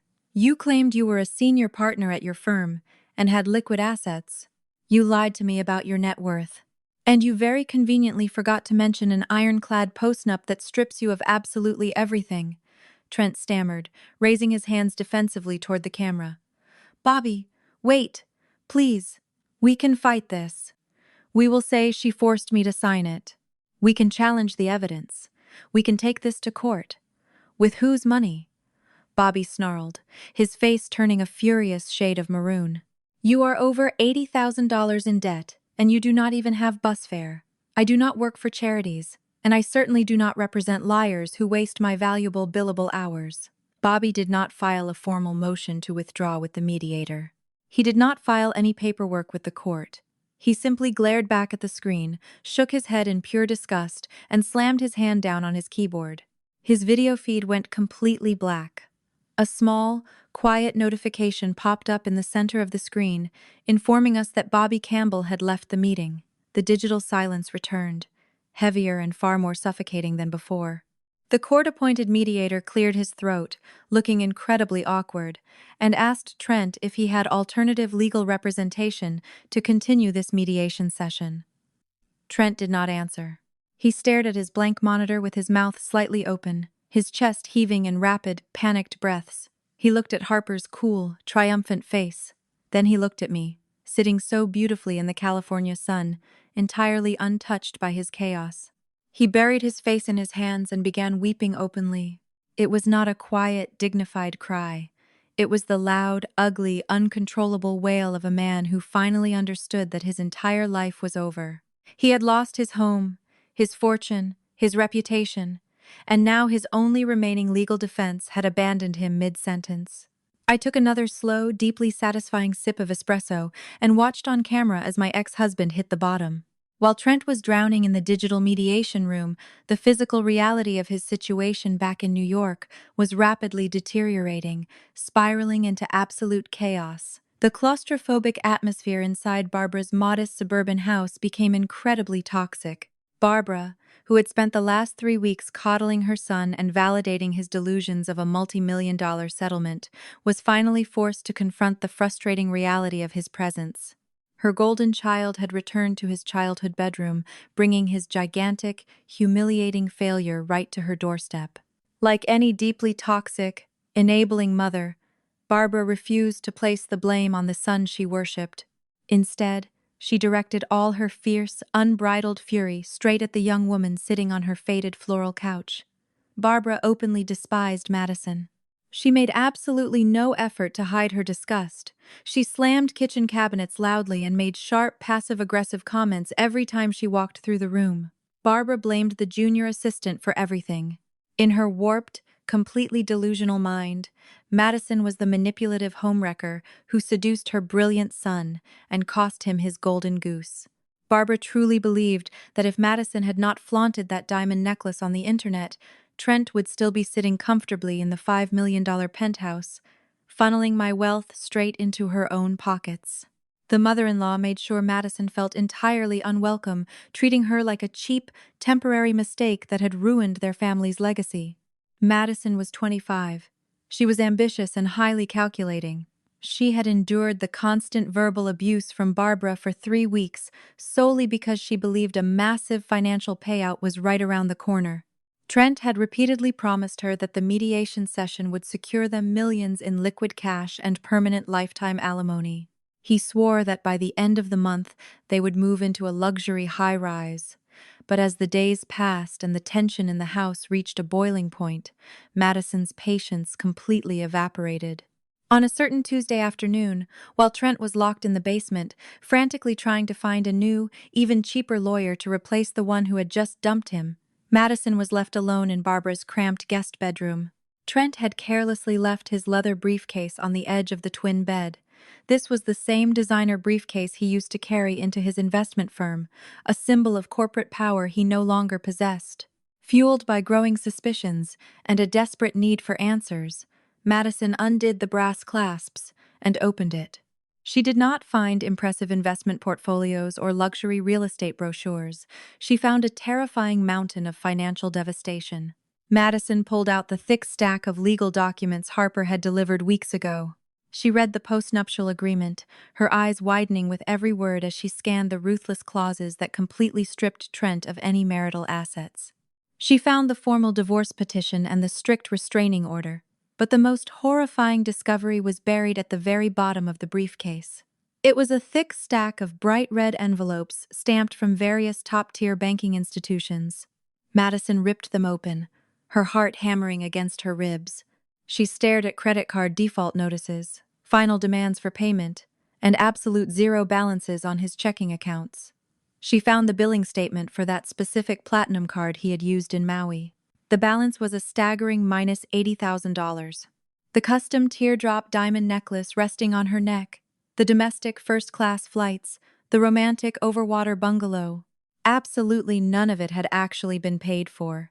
It was all just one massive, incredibly toxic debt tied directly to a man who did not have a single dime to his name. The realization hit Madison like a bucket of ice water. Trent was not a millionaire in temporary trouble fighting a vindictive wife. He was a complete and absolute fraud. He was a bankrupt, unemployed middle-aged man drowning in a catastrophic ocean of debt and living in his mother's basement. Her grand plan to elevate her social and financial status had backfired spectacularly. She had not snagged a wealthy king. She had tied herself to a sinking concrete block. Madison did not panic, and she certainly did not feel any sentimental loyalty toward a man who had so consistently lied right to her face. She was an expert at survival, showing her true opportunistic colors. She immediately decided to abandon the sinking ship. But Madison was not the type of woman to walk away empty-handed. She wanted a golden parachute to cushion her fall, and she knew exactly who possessed the massive capital necessary to fund it. Madison locked the guest bedroom door. She sat on the edge of the cheap mattress and opened her laptop. She logged into her private email account and typed in my direct corporate address. She began writing a highly calculated, incredibly manipulative message. She painted herself as the ultimate, innocent victim. She wrote that Trent had completely manipulated her, claiming he had told her his marriage was definitively over and we had been legally separated for months before the Maui trip. She poured out fake digital tears, typing long, dramatic paragraphs about how she had supposedly been seduced and deceived by a powerful senior executive who brutally exploited her position as a junior assistant at the investment firm. She claimed she was just a naive girl swept away by a billionaire's lies, and then came the pivot. After establishing her fake victimhood, Madison pivoted straight to extortion. She told me she had been living with Trent for the last 3 weeks and had heard every single one of his desperate, deranged plans to ruin my business and drag my name through the mud. She claimed to possess digital folders with his private correspondence, corporate secrets, and his chaotic, highly illegal strategies. She offered me a strictly transactional deal.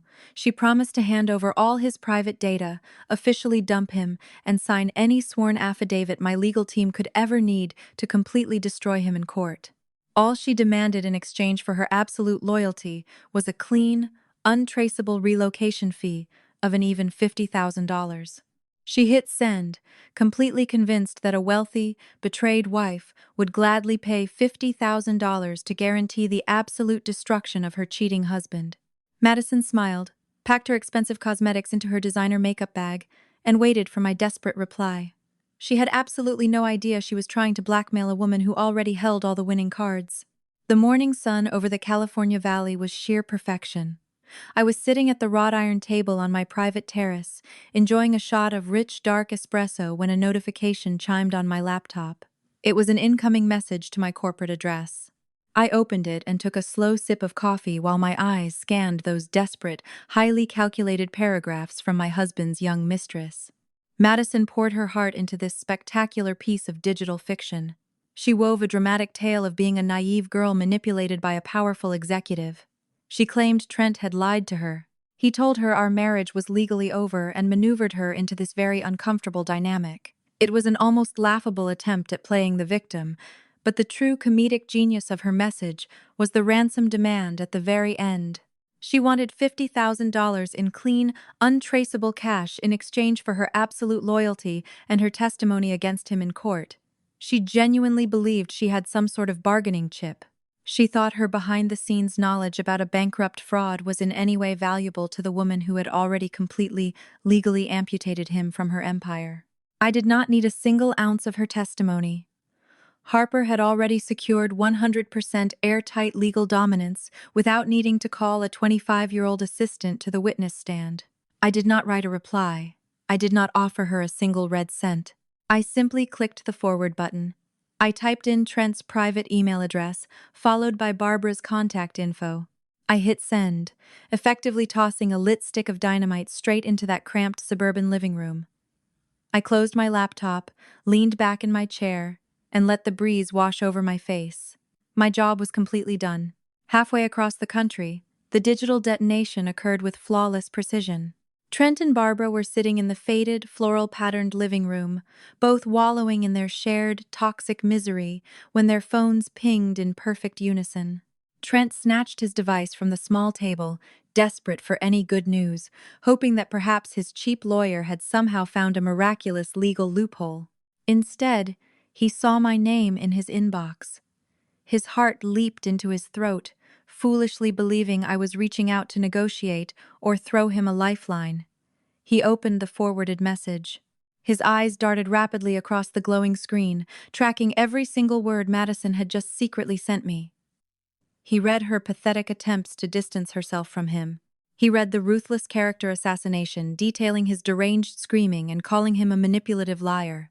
And finally, he read the ultimate betrayal, her demand for a $50,000 payout to completely destroy him in front of a judge. The blood completely drained from his face, replaced a fraction of a second later by a blinding, violent shade of crimson. Across the room, Barbara gasped loudly, reading the exact same forwarded email. Mother and son looked at each other with absolute, horrifying realization of the truth. The silence in Barbara's cramped living room lasted barely a fraction of a second before giving way to an absolute explosion. Trent bolted up from the faded couch so violently that the heavy oak coffee table overturned with a dull crash, spilling newspapers and half-empty teacups onto the carpet. His bloodshot eyes burned with a mixture of pure, paralyzing disbelief and wild, uncontrollable fury. Madison, the young woman for whom he had risked and ultimately destroyed his marriage, his accumulated wealth, and his reputation, had just tried to serve him up on a silver platter. She had demanded $50,000 for his head. With his phone still clutched in his trembling fist, Trent stormed into the small hallway and began aggressively pounding on the locked door of the guest bedroom. "Open up," he roared, slamming his fists against the thin wood veneer. "I know what you did. I know what you wrote to her, you two-faced bitch. Open this damn door right now." The lock clicked softly, and the door swung open with sudden force. Madison stood in the doorway, but she no longer resembled the meek, terrified victim she portrayed in her pathetic, blackmailing email, nor the charming, enamored mistress from the luxury Maui vacation. She was already fully packed. She wore an elegant designer coat, and slung over her shoulder was a custom designer leather handbag, yet another absurdly expensive item adding to the mountain of debt that now rested solely on his shoulders. Her face was a mask of cold, calculated, and absolute contempt. "What do you want, Trent?" she asked in an icy, emotionless tone, brutally shoving him aside to roll her heavy suitcase into the narrow hallway. Trent shoved his cracked phone screen right into her face, breathing heavily. "What is the meaning of this?" he screamed, thick veins bulging on his neck. "You tried to blackmail me. You tried to extort cash from my wife for fake testimony against me. Did you really think I wouldn't find out?" Madison did not even blink, did not cower, did not try to deny it. Instead, she let out a short, sharp laugh, devoid of any sympathy, a sound that sliced through the thick air like a butcher's knife. "Fake testimony," she scoffed loudly, crossing her arms over her chest with superiority. "What exactly was fake about it?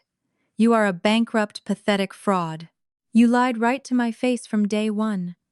You told me fairy tales about your fabulous millions, your massive luxury penthouse in Manhattan, about being a powerful financial executive. And the truth is you are just your wife's kept man. You are a nobody. I deserve some kind of compensation for this entire circus you dragged me into." Before Trent could choke out a reply, Barbara emerged from the living room. Her face was purple with fury, and her hands shook with righteous maternal indignation. "Get out of my house this second!" The older woman screamed, pointing a trembling finger at the front door. "You are a cheap tramp. You ruined my wonderful son's life. If it weren't for you and your constant demands, Trent would still have everything." Madison turned to Barbara, slowly looking her up and down with absolute, undisguised disgust. "I ruined his life," Madison snorted, shaking her head with pity. "Open your eyes, lady. Your son ruined it himself because he is a weak, insecure idiot who had to cheat to feel like a real man. And if you truly think he ever had everything, then you are exactly as delusional and detached from reality as he is. Savannah had everything. He just leeched off her. You two deserve each other, rotting in this basement smelling of old carpets." Without another word, Madison gripped the handle of her suitcase tighter, spun on her heel, and marched straight toward the exit. Trent stood in the hallway completely paralyzed, unable to force a single word out of his mouth to stop her. He could only stare blankly as the only ally he had left opened the front door and walked out into the cold day without a single glance back.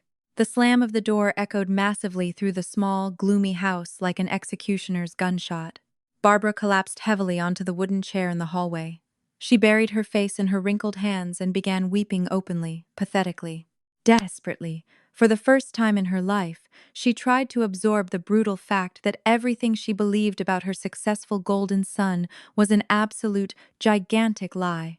Trent slowly slid down the cheap wallpapered wall until he landed with a thud on the worn linoleum. He dropped his head between his knees and looked at his phone, which had lit up again on the floor. It was an automated alert from the bank. A final reminder of a massively overdue payment on his locked credit card. He was completely, irrevocably alone, penniless, without a wife, without a lawyer, without a mistress, and without any prospects. Meanwhile, hundreds of miles away, sitting comfortably on my sun-drenched terrace, I poured myself a glass of exquisite local wine. I did not need to be physically in New York to know exactly how brutally that scene had played out. Harper and I had predicted their every pathetic move with near mathematical precision. We methodically and ruthlessly removed every pawn from his side of the board. And now the fake king did not even have a chessboard left to play on. The days following Madison's dramatic departure blurred together into one continuous, humiliating nightmare for Trent. Sitting in his mother's damp basement, surrounded by cheap wood paneling and cardboard boxes holding the remnants of his former delusional life, he was finally forced to face the truth. Without my money, without my connections, and without my protective umbrella, he had become a financial corpse. The debt on his personal credit cards grew every day, generating murderous interest rates that made him feel sick just thinking about them. With absolutely no other options left, he decided to appeal to the only thing that, in his delusional mind, still held any value: his supposed reputation in the business world. I learned all of this directly from Carter, who at the time called me regularly to report, with genuine amusement, my ex-husband's downfall in New York's financial circles. Trent spent all of Wednesday frantically refreshing his resume. He listed his impressive executive titles, the millions he supposedly managed personally, and the strategic partnerships he had supposedly forged solely through his own genius. Then he began sending frantic messages on professional networking sites and calling his old acquaintances from the elite business club. Most of his desperate calls went straight to voicemail. The few who actually bothered to answer suddenly turned out to be incredibly busy, making excuses about sudden business trips and board meetings. Finally, after dozens of humiliating attempts, he managed to schedule a coffee meeting with Jackson, a vice president at a mid-sized investment fund, with whom Trent had played golf numerous times, paying the greens fees with my corporate card. Trent put on his best suit, though it was still desperately wrinkled from lying in a box for so long, and took a crowded city bus to Midtown. They met at a cheap chain coffee shop because Trent could no longer afford a lavish lunch at the prestigious restaurants he had grown accustomed to. As soon as they sat down at the small table, Trent immediately deployed his practiced, artificial charm. He started telling Jackson about how he was looking for new challenges, how he had supposedly outgrown his previous role at my firm and was ready to bring his invaluable experience to a new market.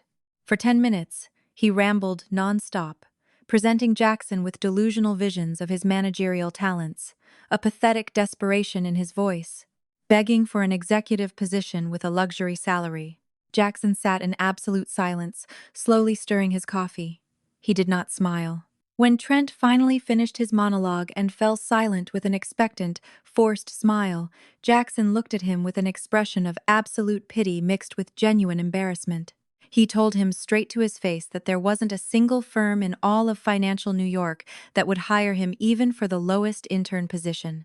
Gossip travels at the speed of light in these elite circles. All the major players already knew perfectly well that the Penthouse had been sold to Carter, and Trent had been tossed out onto the street in a matter of hours. Furthermore, everyone knew perfectly well that I was the one behind every single one of his supposed successes, and he was merely a well-dressed figurehead who wore expensive watches and sipped drinks on my yachts. Jackson delivered the final blow, informing him that legends of his catastrophic mediation session were already circulating in the business community, and his reputation as an incompetent fraud was universally known and irreversible. He left a bill on the table for his coffee. He stood up and coldly advised Trent to try looking for a job at a local supermarket because, in the world of high finance, he was completely finished. Trent returned to the quiet suburbs in a state of complete, paralyzing numbness. His massive, fragile ego had just been torn to shreds right before his eyes, but the true ultimate nightmare was waiting for him at home. When he pushed open the heavy wooden door and stepped into the cramped hallway, he found Barbara standing by the kitchen table. The older woman was shaking all over, and her face was pale as chalk. On the faded vinyl tablecloth lay a thick stack of official correspondence. These were no longer just standard, automated bank reminders. These were certified letters, clearly marked with the seals of a local debt collection agency. Because Trent, in his boundless stupidity and belief in his own invincibility, had listed his mother's address as his sole permanent residence, the debt collection machine ruthlessly directed its steps straight to her modest suburban home. Barbara looked up at him, and there was not an ounce of that blind maternal love left in her eyes that had surrounded him his entire life. It was replaced by pure, instinctive, almost animalistic fear for her own survival. The debt collectors explicitly threatened in their letters to seize the assets in her own home to cover her son's gigantic debts. She finally realized with terrifying clarity that her beloved golden boy would not only fail to provide her with the promised luxury, but he was about to drag her down with him to the very bottom of financial hell. She looked at him with pure disgust, clenching her wrinkled hands over the crumpled court letters. She told him in an icy, absolutely final voice that left no room for argument that he needed to pack his bags and move out immediately. She had no intention of letting her own roof be auctioned off just because he had destroyed everything. 38 years of unconditional, toxic adoration evaporated in a fraction of a second in the face of a visit from the debt collectors. Standing in the hallway associated with his entire childhood, rejected by the job market, abandoned by his lawyers, mocked by his mistress, and finally thrown out onto the street, Trent realized that my revenge was finally complete. He was left with absolutely nothing. The heavy wooden door of Barbara's house slammed shut with a dull thud, and a moment later Trent heard the sharp, metallic sound of the deadbolt turning. He was alone. He stood on the cracked concrete sidewalk, surrounded by merely 3 cardboard boxes and 2 designer leather bags containing absolutely all that remained of his former delusional life. He opened his elegant wallet. For the last few years, he had carried nothing but platinum credit cards with limits that seemed endless. Now they were just useless, blocked pieces of plastic. In the bill compartment, he found a mere $40 in crumpled small denominations. That was his entire financial liquidity, his entire disposable net worth. The freezing New York wind pierced right through the thin fabric of his wrinkled designer suit. He realized he could not spend the night on the street with luxury luggage, which in this particular neighborhood was an open invitation to be robbed. He had to make a desperate decision. He left the boxes with his heavier, less important items by his mother's fence. He took only the bags and shuffled toward the nearest public transit stop. The ride on the night bus was pure torture for him. Trent, who just a month ago was flying first class and drinking champagne over the Pacific Ocean with a beautiful mistress, was now sitting on a dirty plastic seat surrounded by intoxicated passengers and exhausted night shift workers. He stared blankly out the scratched window as the bus carried him into the deepest, bleakest corners of industrial Queens. He found a cheap flophouse motel located right next to the noisy train tracks. The rusty neon sign above the entrance flickered with uneven, dim light. The exhausted receptionist with a cigarette in his mouth gave him a highly suspicious look. Trent's cashmere coat and leather bag screamed wealth, but his ruined face, bloodshot eyes, and vacant stare said something entirely different. For $20 in cash, Trent bought a bed in a four-person room at the very end of a dark, damp-smelling hallway. When he opened the peeling door, he was hit by the powerful stench of stale sweat, cheap tobacco, and digested alcohol. 3 other men were already sleeping on squeaky metal cots. Trent sat down on the only available, horribly sagging mattress. He clutched his expensive bags to his chest, terrified of falling asleep lest he be robbed of the remnants of his wardrobe. He stared up at the cracked, filthy ceiling. In this one crushing moment, the illusion of his grandeur finally shattered. He had reached the absolute rock bottom. The next morning, while Trent woke up with a stiff neck in the cheapest gutter in the city, I was just landing at JFK Airport. I returned from California rested, relaxed, and fully ready to put a final close on this dark chapter. I walked out of the VIP terminal, where Harper was already waiting for me in a sleek black Mercedes with tinted windows. The sun bounced off the polished paint job, and the air felt exceptionally crisp, clean, and full of promise. As soon as I slid into the leather back seat, Harper turned around and handed me a thin, neat folder. She did not have to say anything. Her restrained but immensely satisfied smile said absolutely everything. Inside was an official letter from the district court. The divorce case had been expedited onto the docket immediately. Given the damning evidence of infidelity we presented, the ruthless, ironclad postnup, and the fact that Trent no longer had absolutely any legal representation or funds to even put up a fight, the judge was ready to issue a ruling in one brief hearing. "He will have to appear in court tomorrow at 10 in the morning, Harper said, merging smoothly into the heavy city traffic. She added quietly that is, if he can even find the money for a subway ticket to get there, because her intelligence clearly indicated that last night he ended up on the street with a final collection notice breathing down his neck. I looked out the tinted window at the awakening city of New York. This was my city, my empire, which he, with such pathetic arrogance, tried to claim as his own. I no longer felt hatred toward him. I did not even feel anger. I felt only a cool, absolute indifference, which is the purest, ultimate form of victory. Tomorrow, I would permanently erase Trent's name from my life. The next morning, the weather in New York was cool and crisp, perfectly matching my mood. First thing in the morning, we walked into the monumental building of the district court. I wore a perfectly tailored charcoal cashmere suit, and my hair was pulled back into a sleek, professional bun. I walked down the hallway with absolute confidence, the heels of my stilettos beating a steady, victorious rhythm on the polished marble floor. Right beside me walked Harper, looking like true legal aristocracy, clutching her elegant briefcase holding the tools of our final, legal execution. The hearing was scheduled for exactly 10 o'clock. It was approaching 10:15, and there was absolutely no sign of my soon-to-be ex-husband. Just as the judge, a stern older woman in black robes, was about to begin the proceedings by default, the heavy oak doors of the courtroom burst open with a loud bang. Trent stumbled inside, breathing heavily. He looked absolutely horrifying. It was a sight I will never in my life forget. The man who just weeks ago dropped thousands of dollars on silk ties and expensive luxury hotels without blinking an eye now looked like a walking wreck. His once perfect designer suit was tragically wrinkled and covered in tiny lint balls from spending the night on a sagging mattress in a cheap flophouse. His hair was greasy, and under his eyes were dark, purple bags, testifying to an absolute lack of sleep and extreme exhaustion. Worse yet, a faint but noticeable stench of staleness and cheap cigarette smoke clung to him, soaked in from the hallways of Queens. The judge looked at him over her glasses with clear, undisguised disgust. She asked him in an icy, highly formal tone whether he would grace the court with his punctuality and whether he had appeared at today's hearing with his legal counsel. Trent swallowed hard. standing alone at the defendant's bench. He slouched, all his artificial, arrogant, executive posture having completely evaporated. He stammered in a weak, cracking voice that he would be representing himself because, due to unforeseen financial difficulties, he was unable to afford a new attorney. The judge simply sighed quietly, nodded, wrote something in the thick case files, and officially gave the floor to Harper.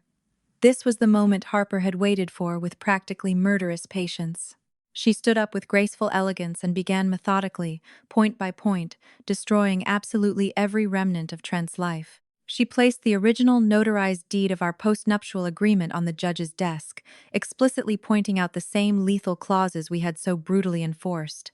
She submitted certified bank statements, a massive stack of documents proving the blatant and unauthorized squandering of my corporate funds, and finally presented the high-resolution color photos from Maui, the domestic first-class airline tickets, and copies of Madison's email.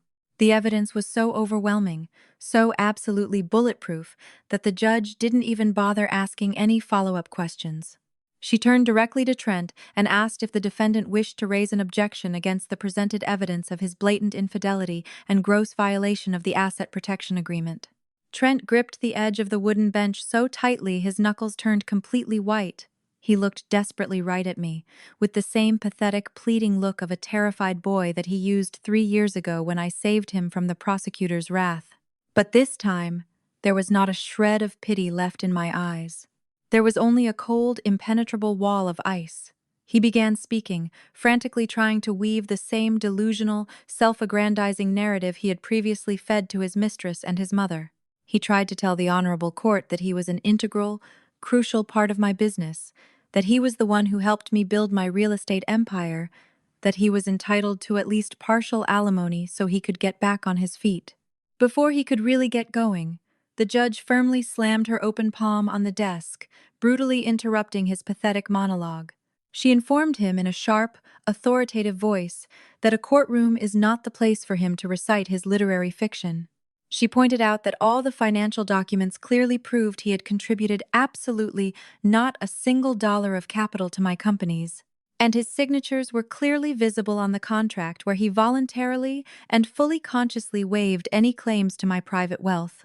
The judge adjusted her robe, looked at him like he was an exceptionally annoying, worthless intruder, and announced that she was officially closing the proceedings. The verdict was to be delivered after a short deliberation in just 15 minutes. I sat in complete, incredibly calm silence, watching with fascination as this once so arrogant, vain man slowly slumped onto the hard wooden bench, totally defeated, burying his face in his dirty hands. Those 15 minutes were an eternity spent in a burning purgatory for him, while for me, it was the sweetest, most satisfying moment of my entire life. 15 minutes later, the heavy oak doors behind the judge's bench opened again. The judge took her seat, and a dead, absolute silence fell over the courtroom. Trent struggled to stand up from the wooden bench, his legs visibly shaking beneath him. Harper and I stood tall, exuding complete, undisturbed calm. We looked like the embodiment of justice, ready for the final blow. The reading of the verdict was short, sharp, and completely devastating for my ex-husband. The court granted the divorce, strictly assigning total fault to Trent.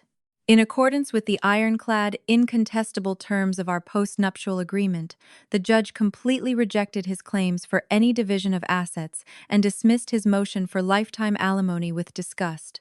He was officially and definitively cut off from my companies, bank accounts, and real estate.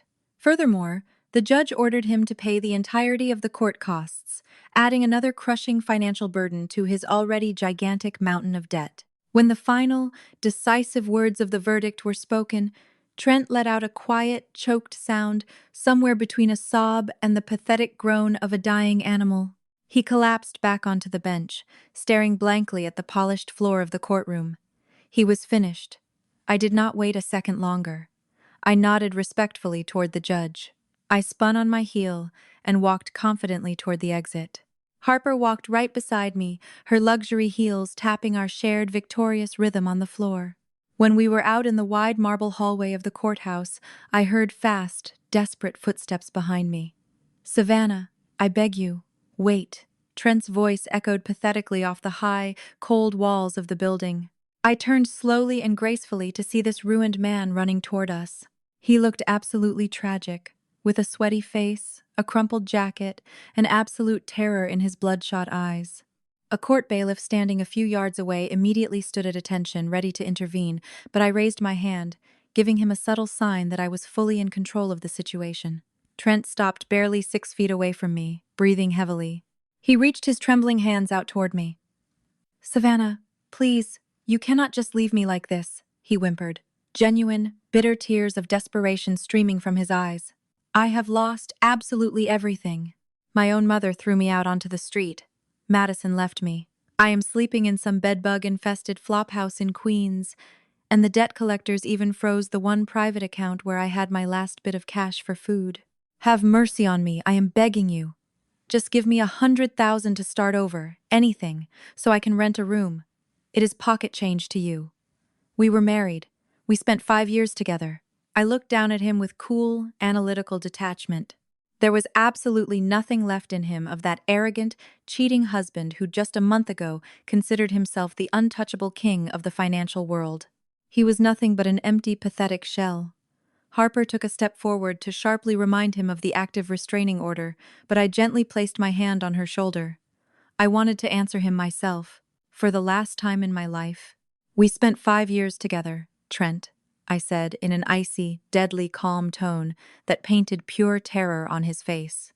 "For those 5 years, I gave you everything you could ever dream of.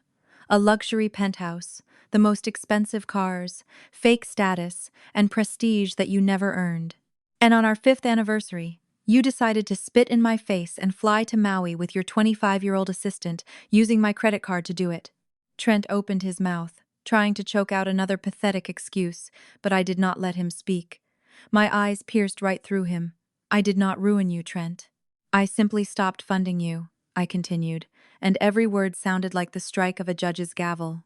"It was your own boundless arrogance, betrayal, and stupidity that destroyed you. You are exactly where you always belonged, at rock bottom." He froze as if my words had physically slapped him with tremendous force. His shoulders dropped, and the last remnants of any hope that still flickered in his gaze were extinguished finally and irrevocably. He understood that no tears would save him now. "Goodbye, Trent. I sincerely hope you enjoy your new, real life." I spun on my heel and walked forward toward the massive glass exit doors. The bright rays of the New York sun streamed inside, illuminating my path. I did not look back a single time. The chapter titled Trent was officially closed in my life forever. 6 months have passed since that sunny morning in front of the courthouse. Half a year since I finally and with absolute precision cut off the rotting branch that was my marriage to Trent. Life, as it usually does, moved on, but mine took on a completely new, even faster, and much more exciting pace. I was sitting in a luxury booth of the most expensive elite restaurant in the heart of Manhattan, sipping chilled vintage champagne from a crystal flute. Across from me sat Carter, intently reviewing the latest multi-million-dollar investment contracts we were currently closing together. The penthouse I supposedly sold him to get rid of my unfaithful husband turned out to be just the modest beginning of our incredibly fruitful business relationship. We were now equal partners, ruthlessly building a real estate portfolio that made the competition dizzy. Carter valued my ruthlessness, and I valued his massive capital and position. Harper also joined our table, placing perfectly prepared folders with contracts in front of us. For her brilliant, borderline murderous participation in my divorce case, she received a bonus from me that allowed her to open her own independent law firm in the most prestigious office building in the city with a bang. She was now one of the most terrifying, effective, and sought-after lawyers in the entire country. When we raised our glasses for a toast, that same unspoken understanding flashed in our eyes. We won. We crushed the enemy so completely that not even the slightest trace of him remained on our shiny souls. And as for Trent, well, New York is a surprisingly small town, especially when you fall from the very top straight onto the unforgiving concrete bottom. Rumors had it, and I had hard evidence confirmed by Harper, that the debt collectors eventually auctioned off Barbara's modest home. Without my cash and with the gigantic, catastrophic debts of her son hanging over their heads, the older woman was forced to leave her family nest. She ended up in a tiny, crumbling studio apartment on the far outskirts of the city, barely making ends meet on a starvation pension. All her toxic delusions about the prestige and uniqueness of her golden boy burned in the ruthless fire of debt collection. Madison, true to our predictions, immediately tried to hook herself onto another wealthy executive, but her face and name had become absolutely toxic in the business community. No one wanted anything to do with an assistant who tried to blackmail and sell out her lover for $50,000. She ended up working shift hours at the reception desk of a cheap local nail salon, endlessly far from the luxury yachts, private islands, and diamonds she so desperately dreamed of. But it was Trent's ultimate fate that was the sweetest, most poetic form of justice for me. The former financial executive, the man who considered himself the god of Manhattan society and an untouchable business genius, finally got a job he truly deserved, and that matched his actual competencies. A few weeks ago, my chauffeur had to refuel my new corporate Mercedes at a gas station in a ruined, dirty part of the city. When he looked up, he saw a man in a faded corporate fleece nervously wiping the windshield in hopes of a few dollars for a beer. Trent was emaciated, unshaven, and completely, utterly broken. He was earning minimum wage, the lion's share of which was immediately devoured by a ruthless debt collector, trying to recover that $80,000 of debt for a luxury vacation and his mistress's jewelry for the rest of his life. Trent worked grueling night shifts, taking the bus back in the morning to a bed-bug-infested room to dream of a life he had thrown into a shredder through his own unbridled arrogance. I did not feel triumphant laughter. I did not feel wild, unbridled joy. I simply felt absolute, undisturbed, and profound peace. I looked out the panoramic window of the restaurant at the bustling, brilliantly lit city of New York. I built this empire with my own hands, my own blood, and my own sweat. No one, absolutely no insecure, unfaithful fraud, will ever try to take it away from me again. Revenge is not about loud screaming, dramatic tears, or smashing plates. True. Ultimate revenge is a clinical, clean amputation of the problem and walking straight toward the sun, leaving the traitors in the darkness they worked so hard, so meticulously to earn. I took the last sip of the excellent champagne, placed the crystal glass on the table, and smiled coolly at my business partners. So, ladies and gentlemen, let's get down to business. If this story moved you and you want to hear more such tales of justice and karma, leave a thumbs up and subscribe to the channel. Write in the comments what you would do in my place and where you are watching from right now. Until next time, yeah.